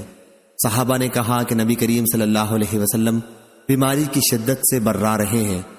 حضرت صلی اللہ علیہ وسلم نے فرمایا کہ اچھا، اب مجھے میری حالت پر چھوڑ دو، میں جس حال میں اس وقت ہوں وہ اس سے بہتر ہے جو تم کرانا چاہتے ہو۔ آخر آپ صلی اللہ علیہ وسلم نے اپنی وفات کے وقت 3 وصیتیں فرمائی تھیں، یہ کہ مشرکین کو جزیرہ عرب سے باہر کر دینا، دوسرے یہ کہ وفود سے ایسا ہی سلوک کرتے رہنا جیسے میں کرتا رہا، ان کی خاطرداری، ضیافت وغیرہ، اور تیسری ہدایت میں بھول گیا۔ اور یعقوب بن محمد نے بیان کیا کہ میں نے مغیرہ بن عبد الرحمن سے جزیرہ عرب کے بارے میں پوچھا تو انہوں نے فرمایا کہ مکہ، مدینہ، یمامہ اور یمن کا نام جزیرہ عرب ہے، اور یعقوب نے کہا کہ ارج سے تہامہ شروع ہوتا ہے۔ ارج مکہ اور مدینہ کے راستے میں ایک منزل کا نام ہے۔ صحیح بخاری حدیث نمبر 3053۔ لیث بن سعد نے بیان کیا ان سے عقیل نے، ان سے ابن شہاب نے، ان سے سالم بن عبداللہ نے اور ان سے عبداللہ بن عمر رضی اللہ عنہ نے بیان کیا کہ عمر رضی اللہ عنہ نے دیکھا کہ بازار میں ایک ریشمی جوڑا فروخت ہو رہا ہے، پھر اسے وہ رسول اللہ صلی اللہ علیہ وسلم کی خدمت میں لائے اور عرض کیا، یا رسول اللہ، یہ جوڑا آپ خرید لیں اور عید اور وفود کی ملاقات پر اس سے اپنی زیبائش فرمایا کریں۔ حضرت صلی اللہ علیہ وسلم نے فرمایا، یہ ان لوگوں کا لباس ہے جن کا آخرت میں کوئی حصہ نہیں، یا آپ نے یہ جملہ فرمایا، اسے تو وہی لوگ پہن سکتے ہیں جن کا آخرت میں کوئی حصہ نہیں۔ پھر اللہ نے جتنے دنوں چاہا حضرت عمر رضی اللہ عنہ خاموش رہے۔ پھر جب ایک دن رسول اللہ صلی اللہ علیہ وسلم نے ان کے پاس ایک ریشمی جبہ بھیجا تو حضرت عمر رضی اللہ عنہ اسے لے کر خدمت نبوی میں حاضر ہوئے اور عرض کیا، یا رسول اللہ، آپ صلی اللہ علیہ وسلم نے تو یہ فرمایا تھا کہ ان کا لباس ہے جن کا آخرت میں کوئی حصہ نہیں، یا عمر نے آپ کی بات اس طرح دہرائی کہ اسے وہی لوگ پہن سکتے ہیں جن کا آخرت میں کوئی حصہ نہیں، اور پھر آپ صلی اللہ علیہ وسلم نے یہی میرے پاس ارسال فرما دیا۔ اس پر آپ نے فرمایا کہ میرے بھیجنے کا مقصد یہ تھا کہ تم اسے بیچ لو، یا فرمایا کہ اس سے اپنی کوئی ضرورت پوری کر سکو۔ صحیح بخاری حدیث نمبر 3054۔ معمر نے خبر دی، انہیں زہری نے، انہیں سالم بن عبداللہ نے اور انہیں عبداللہ بن عمر رضی اللہ عنہ نے خبر دی کہ نبی کریم صلی اللہ علیہ وسلم کے ساتھ صحابہ کی ایک جماعت جن میں حضرت عمر رضی اللہ عنہ بھی شامل تھے، ابن سیاد یہودی لڑکا کے یہاں جا رہی تھی۔ آخر بنو مغالہ ایک انصاری قبیلے کے ٹیلوں کے پاس بچوں کے ساتھ کھیلتے ہوئے اسے ان لوگوں نے پا لیا۔ ابن سیاد بالغ ہونے کے قریب تھا، اسے رسول کریم صلی اللہ علیہ وسلم کی آمد کا پتہ نہیں ہوا۔ حضرت صلی اللہ علیہ وسلم نے اس کے قریب پہنچ کر اپنا ہاتھ اس کی پیٹھ پر مارا اور فرمایا، کیا تو اس کی گواہی دیتا ہے کہ میں اللہ کا رسول ہوں؟ ابن سیاد نے آپ کی طرف دیکھا اور پھر کہنے لگا، ہاں میں گواہی دیتا ہوں کہ آپ ان پڑھوں کے نبی ہیں۔ اس کے بعد اس نے حضرت صلی اللہ علیہ وسلم سے پوچھا، کیا آپ گواہی دیتے ہیں کہ میں اللہ کا رسول ہوں؟ آپ نے اس کا جواب صرف اتنا دیا کہ میں اللہ اور اس کے سچے انبیاء پر ایمان لایا۔ پھر حضرت صلی اللہ علیہ وسلم نے دریافت فرمایا، تو کیا دیکھتا ہے؟ اس نے کہا کہ میرے پاس ایک خبر سچی آتی ہے اور دوسری جھوٹی بھی۔ حضرت صلی اللہ علیہ وسلم نے اس پر فرمایا کہ حقیقت حال تجھ پر مشتبہ ہو گئی ہے۔ حضرت صلی اللہ علیہ وسلم نے اس سے فرمایا، اچھا میں نے تیرے لیے اپنے دل میں ایک بات سوچی ہے، بتا وہ کیا ہے؟ ابن سیاد بولا کہ دھواں۔ حضور اکرم صلی اللہ علیہ وسلم نے فرمایا ذلیل ہو کمبخت، تو اپنی حیثیت سے آگے نہ بڑھ سکے گا۔ حضرت عمر رضی اللہ عنہ نے عرض کیا یا رسول اللہ مجھے اجازت ہو تو میں اس کی گردن مار دوں، لیکن حضرت صلی اللہ علیہ وسلم نے فرمایا اگر یہ وہی دجال ہے تو تم اس پر قادر نہیں ہو سکتے، اور اگر دجال نہیں ہے تو اس کی جان لینے میں کوئی خیر نہیں۔ صحیح بخاری حدیث نمبر 3055۔ عبداللہ بن عمر رضی اللہ عنہ نے بیان کیا کہ ایک مرتبہ ابی ابن کعب رضی اللہ عنہ کو ساتھ لے کر حضرت صلی اللہ علیہ وسلم اس کھجور کے باغ میں تشریف لائے جس میں ابن سیاد موجود تھا۔ جب آپ صلی اللہ علیہ وسلم باغ میں داخل ہو گئے تو کھجور کے تنوں کی آڑ لیتے ہوئے آپ صلی اللہ علیہ وسلم آگے بڑھنے لگے۔ آپ چاہتے یہ تھے کہ اسے آپ کی موجودگی کا احساس نہ ہو سکے اور آپ اس کی باتیں سن لیں۔ ابن سیاد اس وقت اپنے بستر پر ایک چادر اوڑھے پڑا تھا اور کچھ گنگنا رہا تھا۔ اتنے میں اس کی ماں نے حضور صلی اللہ علیہ وسلم کو دیکھ لیا کہ آپ کھجور کے تنوں کی آڑ لے کر آگے آ رہے ہیں، اور اسے آگاہ کر دیا کیا اے صاف، یہ اس کا نام تھا۔ ابن سیاد یہ سنتے ہی اچھل پڑا۔ حضرت صلی اللہ علیہ وسلم نے فرمایا اگر اس کی ماں نے اسے یوں ہی رہنے دیا ہوتا تو حقیقت کھل جاتی۔ صحیح بخاری حدیث نمبر 3056۔ عبداللہ بن عمر رضی اللہ عنہ نے بیان کیا کہ نبی کریم صلی اللہ علیہ وسلم نے صحابہ کو خطاب فرمایا۔ آپ نے اللہ تعالیٰ کی ثنا بیان کی جو اس کی شان کے لائق تھی، پھر دجال کا ذکر فرمایا اور فرمایا کہ میں بھی تمہیں اس کے فتنوں سے ڈراتا ہوں۔ کوئی نبی ایسا نہیں گزرا جس نے اپنی قوم کو اس کے فتنوں سے نہ ڈرایا ہو۔ نوح علیہ السلام نے بھی اپنی قوم کو اس سے ڈرایا تھا، لیکن میں اس کے بارے میں تم سے ایک ایسی بات کہوں گا جو کسی نبی نے اپنی قوم سے نہیں کہی، اور وہ بات یہ ہے کہ دجال کانا ہوگا اور اللہ تعالیٰ اس سے پاک ہے۔ صحیح بخاری حدیث نمبر 3057۔ معمر نے خبر دی، انہیں زاہری نے، انہیں علی بن حسین نے، انہیں عمر بن عثمان بن عفان رضی اللہ عنہ نے، اور ان سے اسامہ بن زید رضی اللہ عنہ نے بیان کیا کہ میں نے حجۃ الوداع کے موقع پر عرض کیا یا رسول اللہ کل آپ مکے میں کہاں قیام فرمائیں گے؟ آپ صلی اللہ علیہ وسلم نے فرمایا اجی عقیل نے ہمارے لیے کوئی گھر چھوڑا ہی کب ہے؟ پھر فرمایا کہ کل ہمارا قیام خیف بنی کنانہ کے مقام محسب میں ہوگا جہاں پر قریش نے کفر پر قسم کھائی تھی۔ واقعہ یہ ہوا تھا کہ بنی کنانہ اور قریش نے یہیں پر بنی ہاشم کے خلاف اس بات کی قسمیں کھائی تھیں کہ نہ ان سے خرید و فروخت کی جائے اور نہ انہیں اپنے گھروں میں آنے دیں۔ زہری نے کہا کہ خیف وادی کو کہتے ہیں۔ صحیح بخاری حدیث نمبر 3058۔ امام مالک نے بیان کیا ان سے زید بن اسلم نے، ان سے ان کے والد نے کہ عمر بن خطاب رضی اللہ عنہ نے ہنی نامی اپنے ایک غلام کو سرکاری چراگاہ کا حاکم بنایا تو انہیں یہ ہدایت کی اے ہنی، مسلمانوں سے اپنے ہاتھ روکے رکھنا، ان پر ظلم نہ کرنا اور مظلوم کی بد دعا سے ہر وقت بچتے رہنا کیونکہ مظلوم کی دعا قبول ہوتی ہے۔ اور ہاں، ابن عوف اور ابن عفان اور ان جیسے امیر صحابہ کے مویشیوں کے بارے میں تجھے ڈرتے رہنا چاہیے، یعنی ان کے امیر ہونے کی وجہ سے دوسرے غریبوں کے مویشیوں پر چراگاہ میں انہیں مقدم نہ رکھنا، کیونکہ اگر ان کے مویشی ہلاک بھی ہو جائیں گے تو یہ رؤسا اپنے کھجور کے باغات اور کھیتیوں سے اپنی معاش حاصل کر سکتے ہیں، لیکن گنے چنے اونٹوں اور گنی چنی بکریوں کا مالک غریب کہ اگر اس کے مویشی ہلاک ہو گئے تو وہ اپنے بچوں کو لے کر میرے پاس آئے گا اور فریاد کرے گا یا امیر المومنین، یا امیر المومنین، ان کو پالنا تیرا باپ نہ ہو تو کیا میں انہیں چھوڑ دوں گا؟ اس لیے پہلے ہی سے ان کے لیے چارے اور پانی کا انتظام کر دینا۔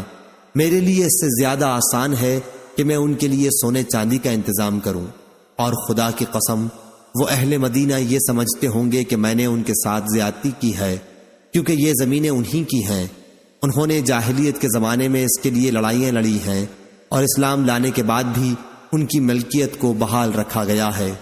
اس ذات کی قسم جس کے ہاتھ میں میری جان ہے، اگر وہ اموال، گھوڑے وغیرہ نہ ہوتے جن پر جہاد میں لوگوں کو سوار کرتا ہوں تو ان کے علاقوں میں ایک بالشت زمین کو بھی چراگاہ نہ بناتا۔ صحیح بخاری حدیث نمبر 3059۔ سفیان نے بیان کیا، ان سے عامش نے، ان سے ابو وائل نے اور ان سے حضرت حذیفہ رضی اللہ عنہ نے بیان کیا کہ رسول کریم صلی اللہ علیہ وسلم نے فرمایا، جو لوگ اسلام کا کلمہ پڑھ چکے ہیں ان کے نام لکھ کر میرے پاس لاؤ۔ چنانچہ ہم نے 1500 مردوں کے نام لکھ کر آپ صلی اللہ علیہ وسلم کی خدمت میں پیش کیے، اور ہم نے حضرت صلی اللہ علیہ وسلم سے عرض کیا، ہماری تعداد 1500 ہو گئی ہے، اب ہم کو کیا ڈر ہے؟ لیکن تم دیکھ رہے ہو کیا حضرت صلی اللہ علیہ وسلم کے بعد ہم فتنوں میں اس طرح گر گئے کہ اب مسلمان تنہا نماز پڑھتے ہوئے بھی ڈرنے لگا ہے۔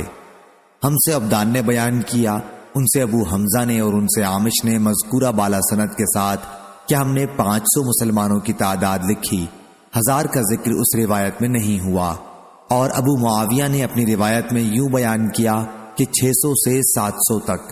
صحیح بخاری حدیث نمبر 3060۔ سفیان نے بیان کیا، ان سے ابن جریج نے، ان سے عمرو بن دینار نے، ان سے ابو معبد نے اور ان سے عبداللہ بن عباس رضی اللہ عنہ نے بیان کیا کہ ایک شخص نبی کریم صلی اللہ علیہ وسلم کی خدمت میں حاضر ہوا اور عرض کیا، یا رسول اللہ، میرا نام فلاں جہاد میں جانے کے لیے لکھا گیا ہے، ادھر میری بیوی حج کرنے جا رہی ہے۔ آپ صلی اللہ علیہ وسلم نے فرمایا کہ پھر جا اور اپنی بیوی کے ساتھ حج کرا۔ صحیح بخاری حدیث نمبر 3061۔ شعیب نے خبر دی، انہیں زہری نے، دوسری سند مجھ سے محمود بن غیلان نے بیان کیا، کہا ہم سے عبد الرزاق نے بیان کیا، انہیں معمر نے خبر دی، انہیں زہری نے، انہیں ابن مسیب نے اور ان سے ابو ہریرہ رضی اللہ عنہ نے بیان کیا کہ ہم رسول اللہ صلی اللہ علیہ وسلم کے ساتھ ایک غزوہ میں موجود تھے۔ آپ صلی اللہ علیہ وسلم نے ایک شخص کے متعلق جو اپنے کو مسلمان کہتا تھا فرمایا کہ یہ شخص دوزخ والوں میں سے ہے۔ جب جنگ شروع ہوئی تو وہ شخص مسلمانوں کی طرف سے بڑی بہادری کے ساتھ لڑا اور وہ زخمی بھی ہو گیا۔ صحابہ نے عرض کیا، یا رسول اللہ صلی اللہ علیہ وسلم، جس کے متعلق آپ نے فرمایا تھا کہ وہ دوزخ میں جائے گا، آج تو وہ بڑی بے جگری کے ساتھ لڑا ہے اور زخمی ہو کر مر بھی گیا ہے۔ آپ صلی اللہ علیہ وسلم نے اب بھی وہی جواب دیا کہ جہنم میں گیا۔ حضرت ابو ہریرہ رضی اللہ عنہ نے بیان کیا کہ ممکن تھا کہ بعض لوگوں کے دل میں کچھ شبہ پیدا ہو جاتا، لیکن ابھی لوگ اسی غور و فکر میں تھے کہ کسی نے بتایا کہ ابھی وہ مرا نہیں ہے، البتہ زخم کاری ہے۔ پھر جب رات آئی تو اس نے زخموں کی تاب نہ لا کر خودکشی کر لی۔ جب حضرت صلی اللہ علیہ وسلم کو اس کی خبر دی گئی تو آپ نے فرمایا، اللہ اکبر، میں گواہی دیتا ہوں کہ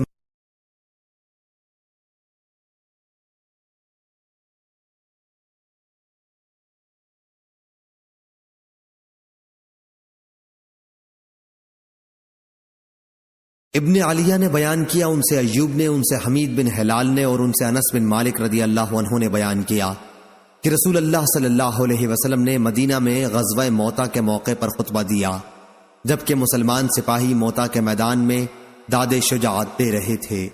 آپ نے فرمایا کہ اب اسلامی عالم زید بن حارثہ نے سنبھالا اور انہیں شہید کر دیا گیا۔ پھر جعفر نے عالم اپنے ہاتھ میں اٹھا لیا اور وہ بھی شہید کر دیے۔ اب عبداللہ بن رواحہ نے عالم تھاما، یہ بھی شہید کر دیے گئے۔ آخر خالد بن ولید نے کسی نئی ہدایت کے بغیر اسلامی علم اٹھا لیا ہے اور ان کے ہاتھ پر فتح حاصل ہو گئی، اور میرے لیے اس میں کوئی خوشی کی بات نہیں تھی، یا آپ نے یہ فرمایا کہ ان کے لیے کوئی خوشی کی بات نہیں تھی کہ وہ شہداء ہمارے پاس زندہ ہوتے، کیونکہ شہادت کے بعد وہ جنت میں عیش کر رہے ہیں۔ اور انس رضی اللہ عنہ نے بیان کیا کہ اس وقت حضرت صلی اللہ علیہ وسلم کی آنکھوں سے آنسو جاری تھے۔ صحیح بخاری حدیث نمبر 3063۔ سہل بن یوسف نے بیان کیا، ان سے سعید بن ابی عروبہ نے، ان سے قتادہ نے اور ان سے انس رضی اللہ عنہ نے کہ نبی کریم صلی اللہ علیہ وسلم کی خدمت میں رعل، زکوان، عصیہ اور بنو لحیان قبائل کے کچھ لوگ آئے اور یقین دلایا کہ وہ لوگ اسلام لا چکے ہیں، اور انہوں نے اپنی کافر قوم کے مقابل امداد اور تعلیم و تبلیغ کے لیے آپ سے مدد چاہی۔ تو نبی کریم صلی اللہ علیہ وسلم نے 70 انصاریوں کو ان کے ساتھ کر دیا۔ انس رضی اللہ عنہ نے بیان کیا، ہم انہیں قاری کہا کرتے تھے۔ وہ لوگ دن میں جنگل سے لکڑیاں جمع کرتے اور رات میں نماز پڑھتے رہتے۔ یہ حضرات ان قبیلے والوں کے ساتھ چلے گئے، لیکن جب بئر معونہ پر پہنچے تو انہی قبیلے والوں نے ان صحابہ کے ساتھ دغا کی اور انہیں شہید کر ڈالا۔ حضور اکرم صلی اللہ علیہ وسلم نے 1 مہینے تک نماز میں قنوت پڑھی اور رعل و زکوان اور بنو لحیان کے لیے بد دعا کرتے رہے۔ قتادہ نے کہا کہ ہم سے انس رضی اللہ عنہ نے کہا کہ ان شہداء کے بارے میں قرآن مجید میں ہم یہ آیت کیوں پڑھتے رہے؟ ترجمہ: ہاں، ہماری قوم مسلم کو بتا دو کہ ہم اپنے رب سے جا ملے اور وہ ہم سے راضی ہو گیا ہے اور ہمیں بھی اس نے خوش کیا ہے۔ پھر یہ آیت منسوخ ہو گئی۔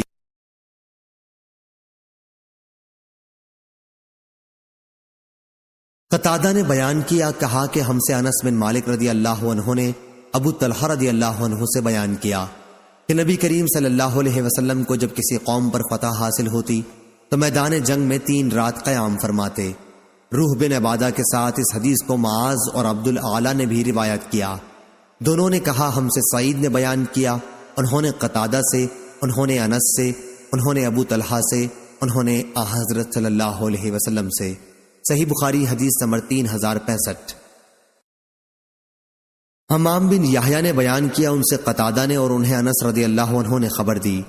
آپ نے بیان کیا کہ نبی کریم صلی اللہ علیہ وسلم نے مقام جعرانہ سے، جہاں آپ نے جنگ حنین کا مال غنیمت تقسیم کیا تھا، عمرے کا احرام باندھا تھا۔ صحیح بخاری حدیث نمبر 3066۔ عبداللہ بن عمر رضی اللہ عنہ نے بیان کیا کہ ان کا ایک گھوڑا بھاگ گیا تھا اور دشمنوں نے اس کو پکڑ لیا تھا۔ پھر مسلمانوں کو غلبہ حاصل ہوا تو ان کا گھوڑا انہیں واپس کر دیا گیا۔ یہ واقعہ رسول اللہ صلی اللہ علیہ وسلم کے عہد مبارک کا ہے۔ اسی طرح ان کے ایک غلام نے بھاگ کر روم میں پناہ حاصل کر لی تھی۔ پھر جب مسلمانوں کو اس ملک پر غلبہ حاصل ہوا تو خالد بن ولید رضی اللہ عنہ نے ان کا غلام انہیں واپس کر دیا۔ یہ واقعہ نبی کریم صلی اللہ علیہ وسلم کے بعد کا ہے۔ صحیح بخاری حدیث نمبر 3067۔ نافع نے خبر دی کہ ابن عمر رضی اللہ عنہ کا ایک غلام بھاگ کر روم کے کافروں میں مل گیا تھا۔ پھر خالد بن ولید رضی اللہ عنہ کی سرکردگی میں اسلامی لشکر نے اس پر فتح پائی اور خالد رضی اللہ عنہ نے وہ غلام ان کو واپس کر دیا۔ اور یہ کہ عبداللہ بن عمر رضی اللہ عنہ کا ایک گھوڑا بھاگ کر روم پہنچ گیا تھا۔ خالد بن ولید رضی اللہ عنہ کو جب روم پر فتح ہوئی تو انہوں نے یہ گھوڑا بھی عبداللہ کو واپس کر دیا تھا۔ صحیح بخاری حدیث نمبر 3068۔ عبداللہ بن عمر رضی اللہ عنہ نے بیان کیا کہ جس دن اسلامی لشکر کی مٹبھیڑ رومیوں سے ہوئی تو وہ ایک گھوڑے پر سوار تھے۔ سالار فوج حضرت ابو بکر رضی اللہ عنہ کی طرف سے خالد بن ولید تھے۔ پھر گھوڑے کو دشمنوں نے پکڑ لیا، لیکن جب انہیں شکست ہوئی تو حضرت خالد بن ولید رضی اللہ عنہ نے گھوڑا عبداللہ رضی اللہ عنہ کو واپس کر دیا۔ معلوم ہوا کہ کسی مسلمان کا کوئی مال کسی دشمن حربی کافر کے حوالے پڑ جائے تو فتح اسلام کے بعد وہ مال اس کے اصلی مالک مسلمان ہی کو ملے گا، وہ اموال غنیمت میں داخل نہ کیا جائے گا۔ صحیح بخاری حدیث نمبر 3069۔ سعید بن مینا نے خبر دی، کہا کہ میں نے جابر بن عبداللہ رضی اللہ عنہ سے سنا، آپ نے بیان کیا کہ میں نے جنگ خندق میں حضرت صلی اللہ علیہ وسلم کو بھوکا پا کر چپکے سے عرض کیا، یا رسول اللہ، ہم نے ایک چھوٹا سا بکری کا بچہ ذبح کیا ہے اور 1 سا جو کا آٹا پکوایا ہے، اس لیے آپ 2-4 آدمیوں کو ساتھ لے کر تشریف لائیں۔ لیکن حضرت صلی اللہ علیہ وسلم نے بآواز بلند فرمایا، اے خندق کھودنے والو، جابر نے دعوت کا کھانا تیار کر لیا ہے، آؤ چلو، جلدی چلو۔ صحیح بخاری حدیث نمبر 3070۔ خالد بنت خالد بن سعید رضی اللہ عنہ نے بیان کیا کہ میں رسول اللہ صلی اللہ علیہ وسلم کی خدمت میں اپنے والد کے ساتھ حاضر ہوئی۔ میں اس وقت ایک زرد رنگ کی قمیص پہنے ہوئی تھی۔ حضرت صلی اللہ علیہ وسلم نے اس پر فرمایا، سنا سنا۔ عبداللہ نے کہا کہ یہ لفظ حبشی زبان میں عمدہ کے معنی میں بولا جاتا ہے۔ انہوں نے بیان کیا کہ پھر میں مہر نبوت کے ساتھ جو آپ کی پشت پر تھی کھیلنے لگی تو میرے والد نے مجھے ڈانٹا، لیکن حضرت صلی اللہ علیہ وسلم نے فرمایا کہ اسے مت ڈانٹو۔ پھر آپ نے خالد کو درازی عمری کی دعا دی کہ اس قمیص کو خوب پہن اور پرانی کر، پھر پہن اور پرانی کر، اور پھر پہن اور پرانی کر۔ عبداللہ نے کہا کہ چنانچہ یہ قمیص اتنے دنوں تک باقی رہی کہ زبانوں پر اس کا چرچا آ گیا۔ صحیح بخاری حدیث نمبر 3071۔ شعبہ نے بیان کیا، ان سے محمد بن زیاد نے اور ان سے ابو ہریرہ رضی اللہ عنہ نے بیان کیا کہ حسن بن علی رضی اللہ عنہ نے صدقے کی کھجور میں سے جو بیت المال میں آئی تھی ایک کھجور اٹھا لی اور اپنے منہ کے قریب لے گئے، لیکن آن حضرت صلی اللہ علیہ وسلم نے انہیں فارسی زبان کا یہ لفظ کہہ کر روک دیا کہ کاخ کاخ، کیا تمہیں معلوم نہیں کہ ہم صدقہ نہیں کھایا کرتے ہیں؟ صحیح بخاری حدیث نمبر 3072۔ ابو ذرا نے بیان کیا، کہا کہ مجھ سے ابو ہریرہ رضی اللہ عنہ نے بیان کیا کہ نبی کریم صلی اللہ علیہ وسلم نے ہمیں خطاب فرمایا اور غلول خیانت کا ذکر فرمایا، اس جرم کی ہولناکی کو واضح کرتے ہوئے فرمایا کہ میں تم میں سے کسی کو بھی قیامت کے دن اس حالت میں نہ پاؤں کہ اس کی گردن پر بکری لدی ہوئی ہو اور وہ چلا رہی ہو، یا اس کی گردن پر گھوڑا لدا ہوا ہو اور وہ چلا رہا ہو، اور وہ شخص مجھ سے کہے کہ یا رسول اللہ میری مدد فرمائیے، لیکن میں یہ جواب دے دوں کہ میں تمہاری کوئی مدد نہیں کر سکتا، میں تو خدا کا پیغام تم تک پہنچا چکا تھا، اور اس کی گردن پر اونٹ لدا ہوا ہو اور چلا رہا ہو، اور وہ شخص کہے کہ یا رسول اللہ میری مدد فرمائیے، لیکن میں یہ جواب دے دوں کہ میں تمہاری کوئی مدد نہیں کر سکتا، میں تو خدا کا پیغام تمہیں پہنچا چکا تھا، یا وہ اس حال میں آئے کہ وہ اپنی گردن پر سونا چاندی اسباب لادے ہوئے ہو اور مجھ سے کہے یا رسول اللہ میری مدد فرمائیے، لیکن میں اس سے یہ کہہ دوں کہ میں تمہاری کوئی مدد نہیں کر سکتا، میں اللہ تعالیٰ کا پیغام تمہیں پہنچا چکا تھا، یا اس کی گردن پر کپڑے کے ٹکڑے ہوں اسے حرکت کر رہے ہوں اور وہ کہے کہ یا رسول اللہ میری مدد کیجیے، اور میں کہہ دوں کہ میں تمہاری کوئی مدد نہیں کر سکتا، میں تو خدا کا پیغام پہلے ہی پہنچا چکا تھا۔ اور ایوب سختیانی نے بھی ابو حیان سے روایت کیا ہے، گھوڑا لادے دیکھوں جو ہنہنا رہا ہو، صحیح بخاری حدیث نمبر 3073۔ سفیان ثوری نے بیان کیا، ان سے عمروں نے، ان سے سالم بن ابی الجعد نے، ان سے عبداللہ بن عمر رضی اللہ عنہ نے بیان کیا کہ نبی کریم صلی اللہ علیہ وسلم کے سامان و اسباب پر ایک صاحب مقرر تھے جن کا نام کرکرہ تھا، ان کا انتقال ہو گیا۔ حضرت صلی اللہ علیہ وسلم نے فرمایا کہ وہ تو جہنم میں گیا۔ پھر صحابہ انہیں دیکھنے گئے تو ایک عبا جسے خیانت کر کے انہوں نے چھپا لیا تھا ان کے یہاں ملی۔ ابو عبداللہ امام بخاری نے کہا کہ محمد بن سلام نے ابن عینہ سے نقل کیا اور کہا یہ لفظ کرکرہ بفتح کاف ہے اور اسی طرح منقول ہے، صحیح بخاری حدیث نمبر 3074۔ رافع بن خدیج رضی اللہ عنہ نے بیان کیا کہ مقام ذوالحلیفہ میں ہم نے نبی کریم صلی اللہ علیہ وسلم کے ساتھ پڑاؤ کیا، لوگ بھوکے تھے، ادھر غنیمت میں ہمیں اونٹ اور بکریاں ملی تھیں۔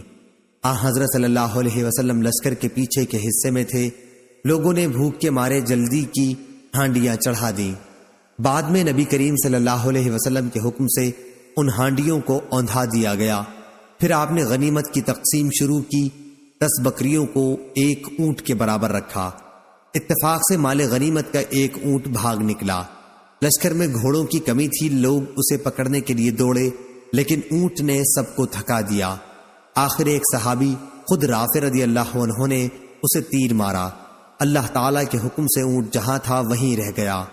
اس پر حضرت صلی اللہ علیہ وسلم نے فرمایا کہ ان پالتو جانوروں میں بھی جنگلی جانوروں کی طرح بعض دفعہ وحشت ہو جاتی ہے، اس لیے اگر ان میں سے کوئی قابو میں نہ آئے تو اس کے ساتھ ایسا ہی کرو۔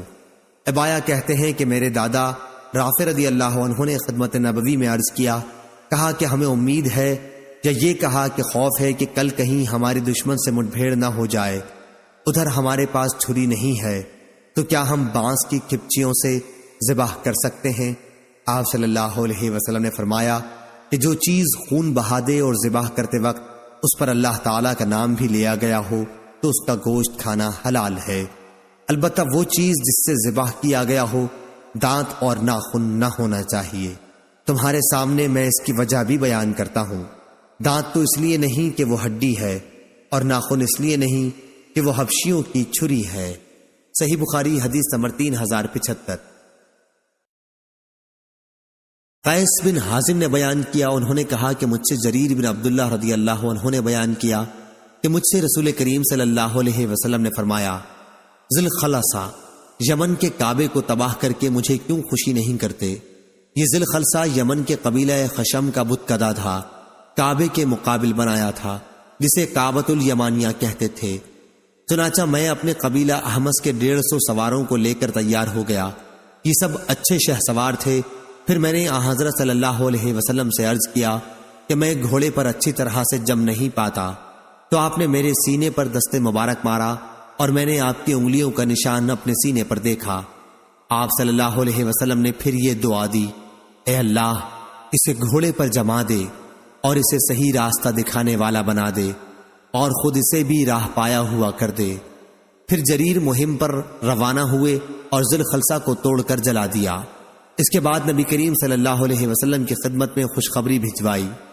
جریر رضی اللہ عنہ کے قاصد حسین بن ربیعہ نے خدمت نبوی میں حاضر ہو کر عرض کیا، یا رسول اللہ صلی اللہ علیہ وسلم، اس ذات پاک کی قسم جس نے آپ کو سچا پیغمبر بنا کر مبعوث فرمایا، میں اس وقت تک آپ کی خدمت میں حاضر نہیں ہوا جب تک وہ بت کدا جل کر ایسا سیاہ نہیں ہو گیا جیسا خارش والا بیمار اونٹ سیاہ ہوا کرتا ہے۔ یہ سن کر حضرت صلی اللہ علیہ وسلم نے قبیلہ احمس کے سواروں اور ان کے پیدل جوانوں کے لیے 5 مرتبہ برکت کی دعا فرمائی۔ مسند نے اس حدیث میں یوں کہا، ذی الخلصہ خشم قبیلے میں ایک گھر تھا۔ صحیح بخاری حدیث نمبر 3076۔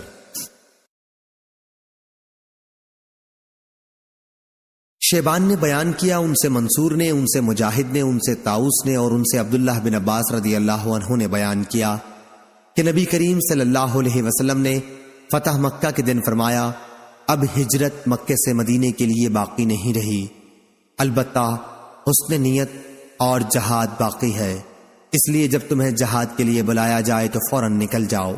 صحیح بخاری حدیث نمبر 3077۔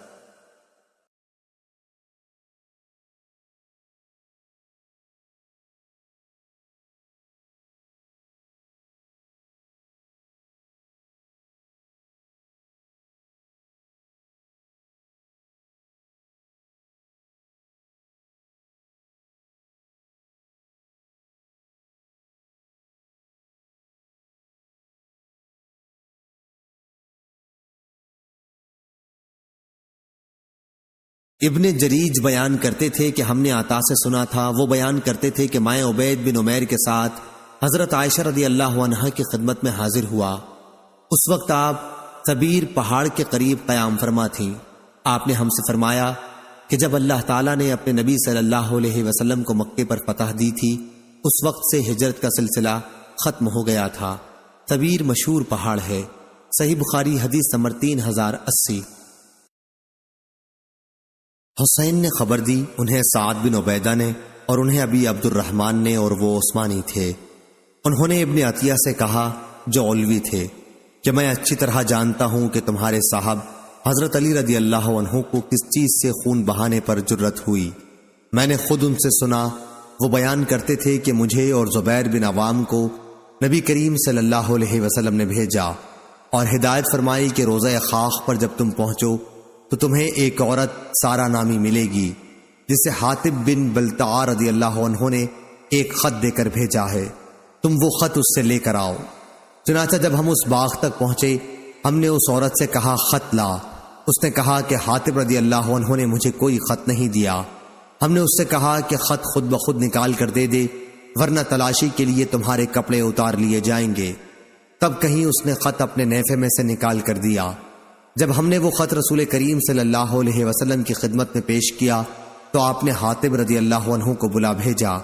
انہوں نے حاضر ہو کر عرض کیا، حضور میرے بارے میں جلدی نہ فرمائیں، اللہ کی قسم میں نے نہ کفر کیا ہے اور نہ میں اسلام سے ہٹا ہوں، صرف اپنے خاندان کی محبت نے اس پر مجبور کیا تھا۔ آپ صلی اللہ علیہ وسلم کے اصحاب مہاجرین میں کوئی شخص ایسا نہیں جس کے رشتہ دار وغیرہ مکے میں نہ ہوں، جن کے ذریعے اللہ تعالیٰ ان کے خاندان والوں اور ان کی جائیداد کی حمایت نہ کراتا ہو، لیکن میرا وہاں کوئی بھی آدمی نہیں، اس لیے میں نے چاہا کہ ان مکے والوں پر ایک احسان کر دوں۔ نبی کریم صلی اللہ علیہ وسلم نے بھی ان کی بات کی تصدیق فرمائی۔ حضرت عمر رضی اللہ عنہ فرمانے لگے کہ مجھے اس کا سر اتارنے دیجیے، یہ تو منافق ہو گیا ہے۔ لیکن حضرت صلی اللہ علیہ وسلم نے فرمایا، تمہیں کیا معلوم، اللہ تعالیٰ اہل بدر کے حالات سے خوب واقف تھا اور وہ خود اہل بدر کے بارے میں فرما چکا ہے کہ جو چاہو کرو۔ ابو عبد الرحمن نے کہا حضرت علی رضی اللہ عنہ کو اسی ارشاد نے کہ تم جو چاہو کرو خون ریزی پر دلیر بنا دیا ہے۔ صحیح بخاری حدیث نمبر 3081۔ حمید بن الاسود نے بیان کیا، ان سے حبیب بن شہید نے اور ان سے ابن ابی ملیکہ نے کہ عبداللہ بن زبیر رضی اللہ عنہ نے عبداللہ بن جعفر رضی اللہ عنہ سے کہا، تمہیں وہ قصہ یاد ہے جب میں اور تم اور عبداللہ بن عباس رضی اللہ عنہ تینوں آگے جا کر رسول اللہ صلی اللہ علیہ وسلم سے ملے تھے؟ آپ صلی اللہ علیہ وسلم جہاد سے واپس آ رہے تھے۔ عبداللہ بن جعفر نے کہا، ہاں یاد ہے، اور حضرت صلی اللہ علیہ وسلم نے مجھ کو اور ابن عباس رضی اللہ عنہ کو اپنے ساتھ سوار کر لیا اور تمہیں چھوڑ دیا تھا۔ صحیح بخاری حدیث نمبر 3082۔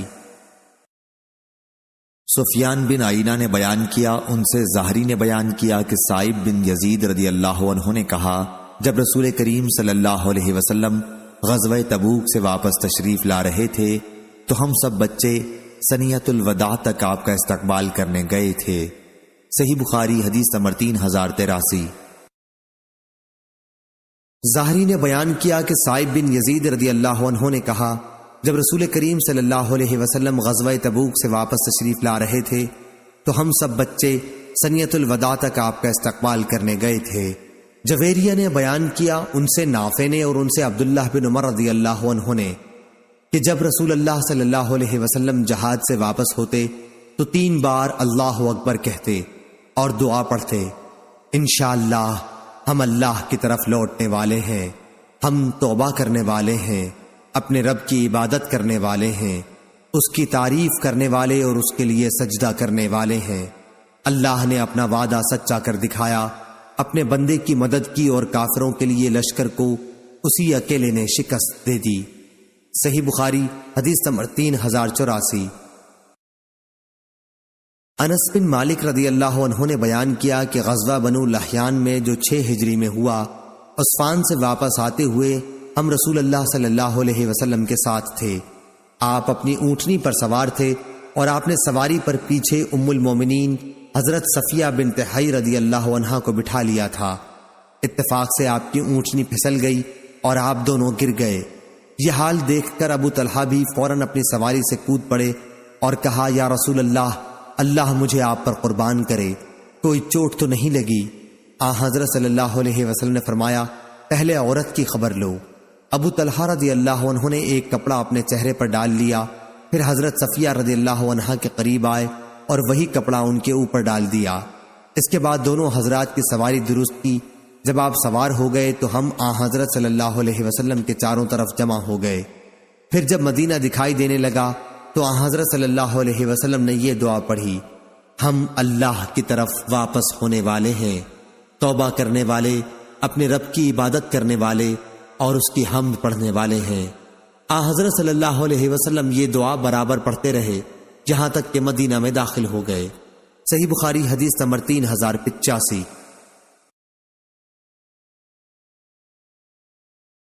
انس بن مالک رضی اللہ عنہ نے بیان کیا کہ وہ اور ابو طلحہ رضی اللہ عنہ نبی کریم صلی اللہ علیہ وسلم کے ساتھ تھے۔ ام المومنین حضرت صفیہ رضی اللہ عنہا کو حضرت صلی اللہ علیہ وسلم نے اپنی سواری پر پیچھے بٹھا رکھا تھا۔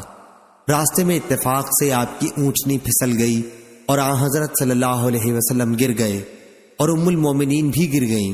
ابو طلحہ رضی اللہ عنہ نے یوں کہا کہ میں سمجھتا ہوں انہوں نے بھی اپنے آپ کو اونٹ سے گرا دیا اور حضرت صلی اللہ علیہ وسلم کے قریب پہنچ کر عرض کیا، اے اللہ کے رسول، اللہ مجھے آپ پر قربان کرے، کوئی چوٹ تو حضور کو نہیں آئی؟ آپ نے فرمایا کہ نہیں، لیکن تم عورت کی خبر لو۔ چنانچہ انہوں نے ایک کپڑا اپنے چہرے پر ڈال لیا، پھر ام المومنین کی طرف بڑھے اور وہی کپڑا ان پر ڈال دیا۔ اب ام المومنین کھڑی ہو گئیں۔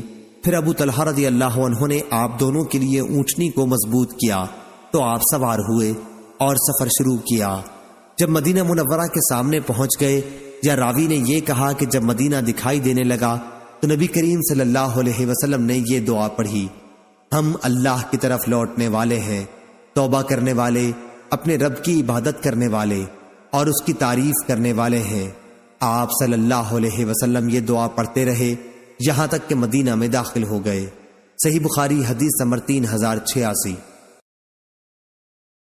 محارب بن دثار نے بیان کیا، انہوں نے کہا کہ میں نے جابر بن عبداللہ انصاری رضی اللہ عنہ سے سنا، انہوں نے بیان کیا کہ میں نبی کریم صلی اللہ علیہ وسلم کے ساتھ ایک سفر میں تھا۔ جب ہم مدینہ پہنچے تو آپ نے فرمایا کہ پہلے مسجد میں جا اور 2 رکعت نفل نماز پڑھ۔ صحیح بخاری حدیث نمبر 3087۔ ابن جریج نے بیان کیا، ان سے ابن شہاب نے، ان سے عبد الرحمن بن عبداللہ بن کعب نے، ان سے ان کے والد عبداللہ اور چچا عبید اللہ بن کعب نے، اور ان سے کعب رضی اللہ عنہ نے بیان کیا کہ نبی کریم صلی اللہ علیہ وسلم جب دن چڑھے سفر سے واپس ہوتے تو بیٹھنے سے پہلے مسجد میں جا کر 2 رکعت نفل نماز پڑھتے تھے۔ صحیح بخاری حدیث نمبر 3088۔ وقی نے خبر دی، انہیں شعبہ نے، انہیں محارب بن دثار نے، اور انہیں جابر بن عبداللہ رضی اللہ عنہ نے کہ نبی کریم صلی اللہ علیہ وسلم جب مدینہ تشریف لائے غزوہ تبوک کے ذات الرقا سے تو اونٹ یا گائے ذبح کی۔ راوی کو شبہ ہے۔ معاذ عنبری نے اپنی روایت میں کچھ زیادتی کے ساتھ کہا، ان سے شعبہ نے بیان کیا، ان سے محارب بن دثار نے، انہوں نے جابر بن عبداللہ رضی اللہ عنہ سے سنا کہ نبی کریم صلی اللہ علیہ وسلم نے مجھ سے اونٹ خریدا تھا 2 اوقیہ اور 1 درہم، یا راوی کو شبہ ہے کہ 2 اوقیہ 2 درہم میں۔ جب آپ مقام سرار پر پہنچے تو آپ نے حکم دیا اور گائے ذبح کی گئی اور لوگوں نے اس کا گوشت کھایا۔ پھر جب آپ مدینہ منورہ پہنچے تو مجھے حکم دیا کہ پہلے مسجد میں جا کر 2 رکعت نماز پڑھوں، اس کے بعد مجھے میرے اونٹ کی قیمت وزن کر کے عنایت فرمائی۔ صحیح بخاری حدیث نمبر 3089۔ شعبہ نے بیان کیا، ان سے محارب بن دثار نے اور ان سے جابر بن عبداللہ رضی اللہ عنہ نے بیان کیا کہ میں سفر سے واپس مدینہ پہنچا تو آن حضرت صلی اللہ علیہ وسلم نے مجھے حکم دیا کہ مسجد میں جا کر 2 رکعت نفل نماز پڑھوں۔ سرار مدینہ منورہ سے 3 میل کے فاصلے پر مشرق میں ایک جگہ کا نام ہے۔ صحیح بخاری حدیث نمبر 3090۔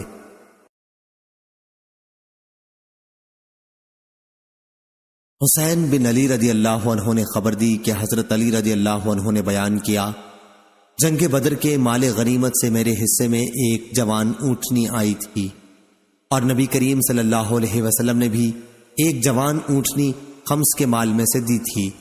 جب میرا ارادہ ہوا کہ فاطمہ رضی اللہ عنہا بنت رسول اللہ صلی اللہ علیہ وسلم سے شادی کروں تو بنی قنیقہ قبیلہ یہود کے ایک صاحب سے جو سنار تھے، میں نے یہ طے کیا کہ وہ میرے ساتھ چلے اور ہم دونوں ازخر گھاس جنگل سے لائیں۔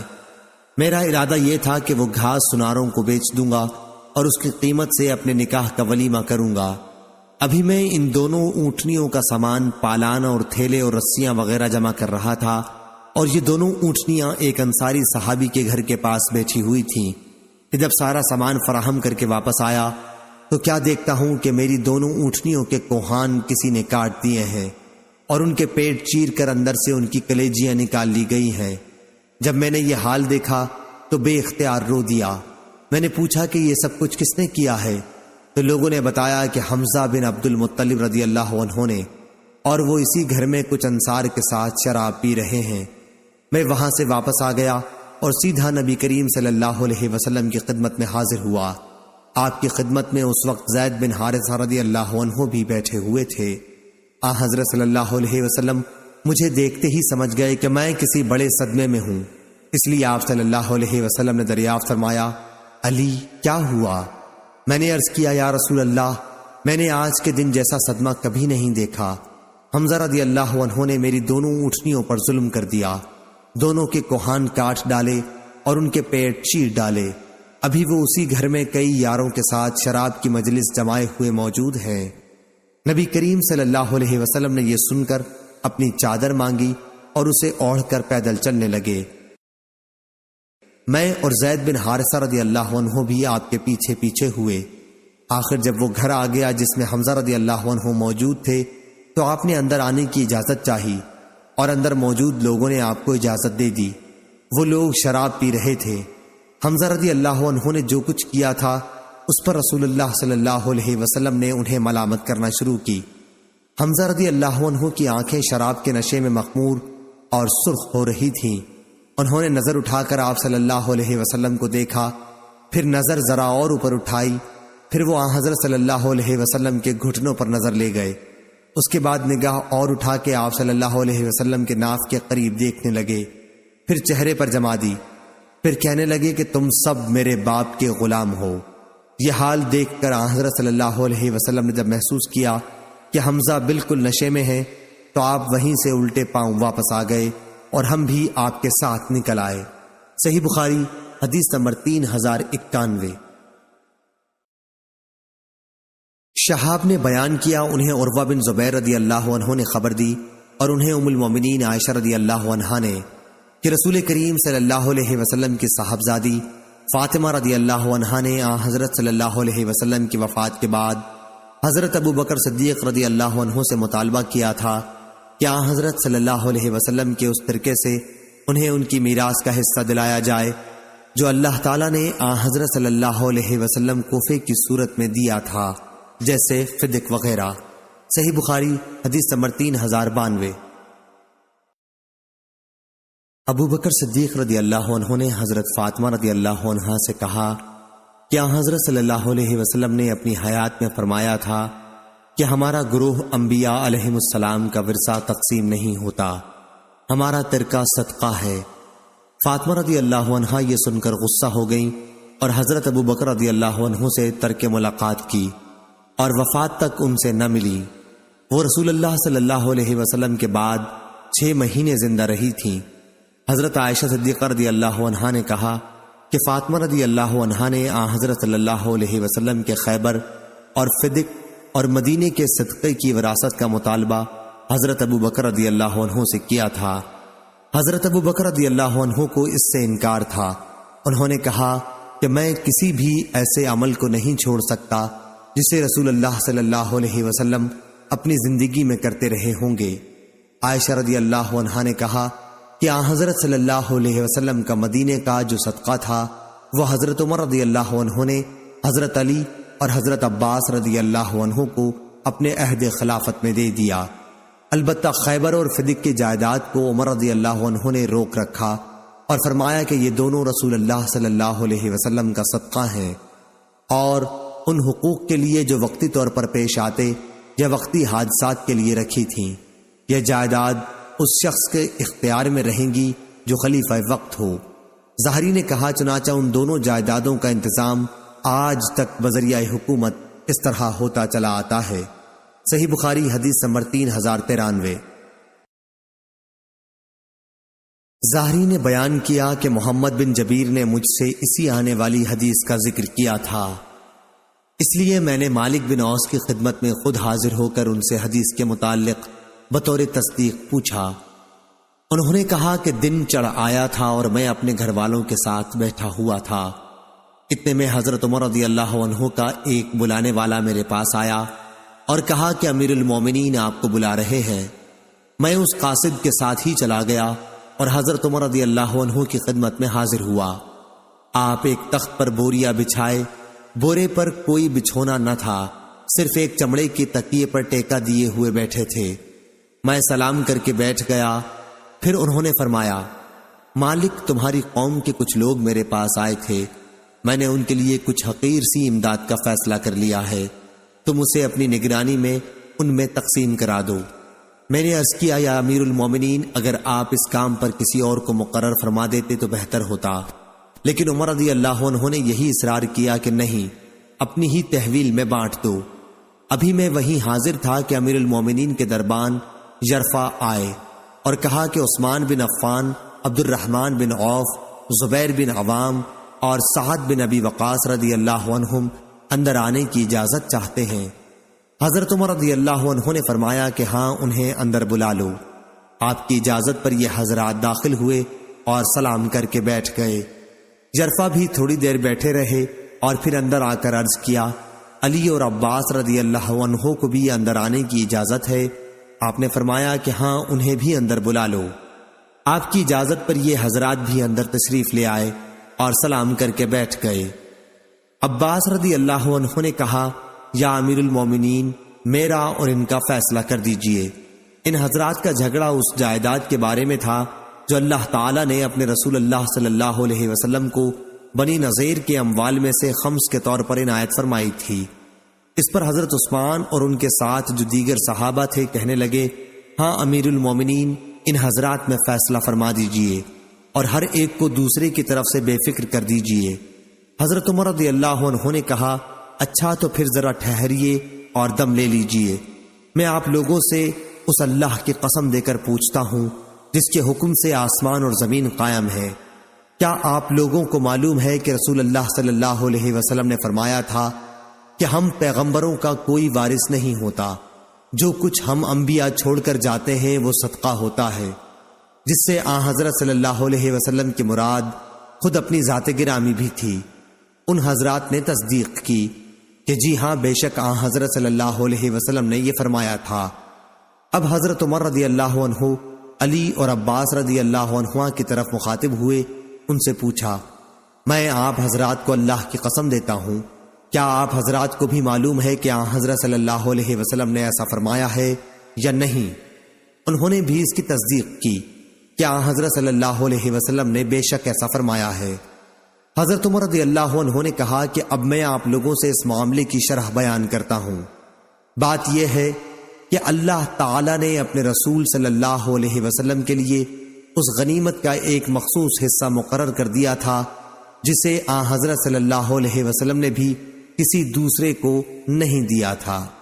پھر آپ نے اس آیت کی تلاوت فرمائی، وَمَا أَفَاءَ اللَّهُ عَلَى رَسُولِهِم مِّنْهُمْ سے اللہ تعالیٰ کے ارشاد قدیر تک، اور وہ حصہ آن حضرت صلی اللہ علیہ وسلم کے لیے خاص رہا، مگر قسم اللہ کی یہ جائیداد آن حضرت صلی اللہ علیہ وسلم نے تم کو چھوڑ کر اپنے لیے جوڑ نہ رکھی، نہ خاص اپنے خرچ میں لائے، بلکہ تم ہی لوگوں کو دیں اور تمہارے ہی کاموں میں خرچ کی۔ یہ جو جائیداد بچ رہی ہے، اس میں سے آپ اپنی بیویوں کا سال بھر کا خرچ لیا کرتے، اس کے بعد جو باقی بچتا وہ اللہ کے مال میں شریک کر دیتے، جہاد کے سامان فراہم کرنے میں۔ خیر، آن حضرت صلی اللہ علیہ وسلم تو اپنی زندگی میں ایسا ہی کرتے رہے۔ حاضرین، تم کو اللہ کی قسم، کیا تم یہ نہیں جانتے؟ انہوں نے کہا، بے شک جانتے ہیں۔ پھر حضرت عمر رضی اللہ عنہ نے علی اور عباس رضی اللہ عنہ سے کہا، میں آپ حضرات سے بھی اللہ کی قسم دے کر پوچھتا ہوں، کیا آپ لوگ یہ نہیں جانتے ہیں؟ دونوں حضرات نے جواب دیا کہ ہاں۔ پھر حضرت عمر رضی اللہ عنہ نے یوں فرمایا کہ پھر اللہ تعالیٰ نے اپنے نبی کریم صلی اللہ علیہ وسلم کو دنیا سے اٹھا لیا تو ابو بکر صدیق رضی اللہ عنہ کہنے لگے کہ میں رسول اللہ صلی اللہ علیہ وسلم کا خلیفہ ہوں، اور اس لیے انہوں نے آن حضرت صلی اللہ علیہ وسلم کی اس مخلص جائیداد پر قبضہ کیا، اور جس طرح آن حضرت صلی اللہ علیہ وسلم اس میں سے مصارف کیا کرتے تھے وہ کرتے رہے۔ اللہ خوب جانتا ہے کہ ابو بکر رضی اللہ عنہ اپنے اس طرز عمل میں سچے، مخلص، نیکوکار، حق کی پیروی کرنے والے تھے۔ پھر اللہ تعالیٰ نے ابو بکر رضی اللہ عنہ کو بھی اپنے پاس بلا لیا، اور اب میں ابو بکر رضی اللہ عنہ کا نائب مقرر ہوا۔ میری خلافت کو 2 سال ہو گئے ہیں، اور میں نے بھی اس جائیداد کو اپنی تحویل میں رکھا ہے جو مصارف رسول اللہ صلی اللہ علیہ وسلم اور ابو بکر رضی اللہ عنہ اس میں کیا کرتے تھے، ویسا ہی میں بھی کرتا رہا، اور اللہ خوب جانتا ہے کہ اس میں اپنے اس طرز عمل میں سچا، مخلص اور حق کی پیروی کرنے والا ہوں۔ پھر آپ دونوں میرے پاس مجھ سے گفتگو کرنے آئے، اور بالاتفاق گفتگو کرنے لگے کہ دونوں کا مقصد ایک تھا۔ جناب عباس، آپ تو اس لیے تشریف لائے کہ آپ کو اپنے بھتیجے صلی اللہ علیہ وسلم کی میراث کا دعویٰ میرے سامنے پیش کرنا تھا۔ پھر علی رضی اللہ عنہ سے فرمایا کہ آپ اس لیے تشریف لائے کہ آپ کو اپنی بیوی حضرت فاطمہ رضی اللہ عنہا کا دعویٰ پیش کرنا تھا کہ ان کے والد رسول اللہ صلی اللہ علیہ وسلم کی میراث انہیں ملنی چاہیے۔ میں نے آپ دونوں حضرات سے عرض کر دیا کہ رسول اللہ صلی اللہ علیہ وسلم خود فرما گئے کہ ہم پیغمبروں کا کوئی میراث تقسیم نہیں ہوتا، ہم جو کچھ چھوڑ جاتے ہیں وہ صدقہ ہوتا ہے۔ پھر مجھ کو یہ مناسب معلوم ہوا کہ میں ان جائیدادوں کو تمہارے قبضے میں دے دوں، تو میں نے تم سے کہا، دیکھو اگر تم چاہو تو میں یہ جائیدادیں تمہارے سپرد کر دیتا ہوں، لیکن اس عہد اور اس اقرار پر کہ تم اس کی آمدنی سے وہ سب کام کرتے رہو گے جو آن حضرت صلی اللہ علیہ وسلم اور ابو بکر صدیق رضی اللہ عنہ اپنی خلافت میں کرتے رہے۔ اور جو کام میں اپنی حکومت کے شروع سے کرتا رہا۔ تم نے اس شرط کو قبول کر کے درخواست کی کہ جائیدادیں ہم کو دے دو، میں نے اسی شرط پر دے دی۔ حاضرین کہو میں نے یہ جائیدادیں اس شرط پر ان کے حوالے کی ہیں یا نہیں؟ انہوں نے کہا بے شک اسی شرط پر آپ نے دی ہیں۔ پھر حضرت عمر رضی اللہ عنہ نے علی رضی اللہ عنہ اور عباس رضی اللہ عنہ سے فرمایا میں تم کو اللہ کی قسم دیتا ہوں میں نے اسی شرط پر یہ جائیدادیں آپ حضرات کے حوالے کی ہیں یا نہیں؟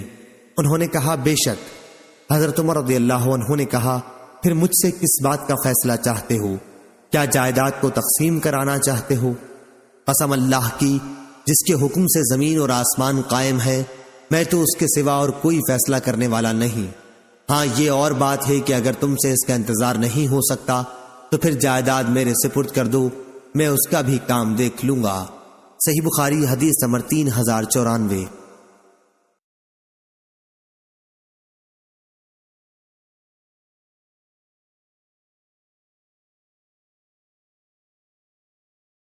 ابو حمزہ زبائی نے بیان کیا انہوں نے ابن عباس رضی اللہ عنہ سے سنا وہ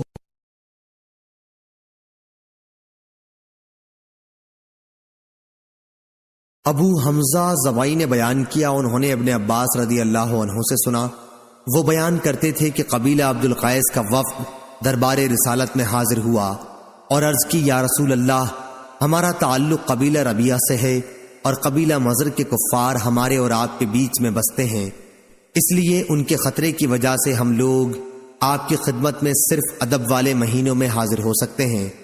آپ ہمیں کوئی ایسا واضح حکم فرما دیں جس پر ہم خود بھی مضبوطی سے قائم رہیں اور جو لوگ ہمارے ساتھ نہیں آ سکے ہیں انہیں بھی بتا دیں۔ حضرت صلی اللہ علیہ وسلم نے فرمایا میں تمہیں 4 چیزوں کا حکم دیتا ہوں اور 4 چیزوں سے روکتا ہوں۔ میں تمہیں حکم دیتا ہوں اللہ پر ایمان لانے کا کہ اللہ کے سوا اور کوئی معبود نہیں، نماز قائم کرنے کا، زکوٰۃ دینے کا، رمضان کے روزے رکھنے کا، اور اس بات کا کہ جو کچھ بھی تمہیں غنیمت کا مال ملے اس میں 5واں حصہ خمس اللہ کے لیے نکال دو، اور تمہیں میں دبا، نقیر، ہنتم اور مصفت کے استعمال سے روکتا ہوں۔ صحیح بخاری حدیث نمبر 3095۔ ابو زناد نے بیان کیا انہیں اعرج نے اور انہیں حضرت ابو ہریرہ رضی اللہ عنہ نے کہ رسول اللہ صلی اللہ علیہ وسلم نے فرمایا میرے وارث میرے بعد 1 دینار بھی نہ بانٹیں، میرا ترکہ تقسیم نہ کریں، میں جو چھوڑ جاؤں اس میں سے میرے عاملوں کی تنخواہ اور میری بیویوں کا خرچ نکال کر باقی سب صدقہ ہے۔ صحیح بخاری حدیث نمبر 3096۔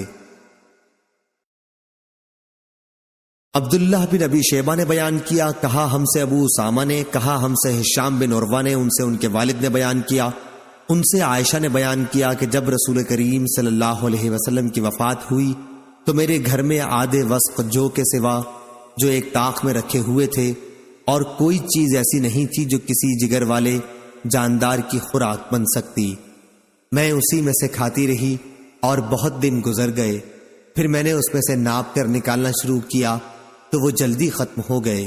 صحیح بخاری حدیث نمبر 3097۔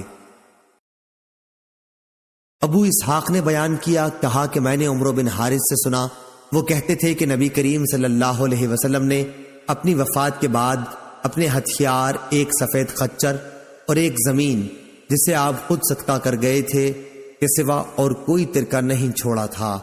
صحیح بخاری حدیث نمبر 3098۔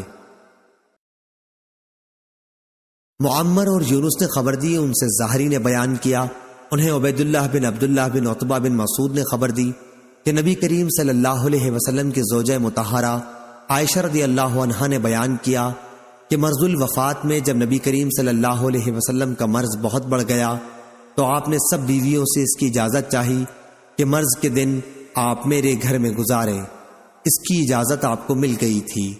صحیح بخاری حدیث نمبر 3099۔ نافع نے بیان کیا کہا کہ میں نے ابن ابی ملیکہ سے سنا انہوں نے بیان کیا کہ حضرت عائشہ رضی اللہ عنہا نے کہا کہ رسول اللہ صلی اللہ علیہ وسلم نے میرے گھر میری باری کے دن میرے حلق اور سینے کے درمیان ٹیک لگائے ہوئے وفات پائی۔ اللہ تعالیٰ نے وفات کے وقت میرے تھوک اور حضرت صلی اللہ علیہ وسلم کے تھوک کو ایک ساتھ جمع کر دیا تھا۔ بیان کیا وہ اس طرح کہ عبد الرحمن حضرت عائشہ رضی اللہ عنہا کے بھائی مسواک لیے ہوئے اندر آئے، آپ صلی اللہ علیہ وسلم اسے چبا نہ سکے، اس لیے میں نے اسے اپنے ہاتھ میں لے لیا اور میں نے اسے چبانے کے بعد وہ مسواک آپ کے دانتوں پر ملی۔ صحیح بخاری حدیث نمبر 3100۔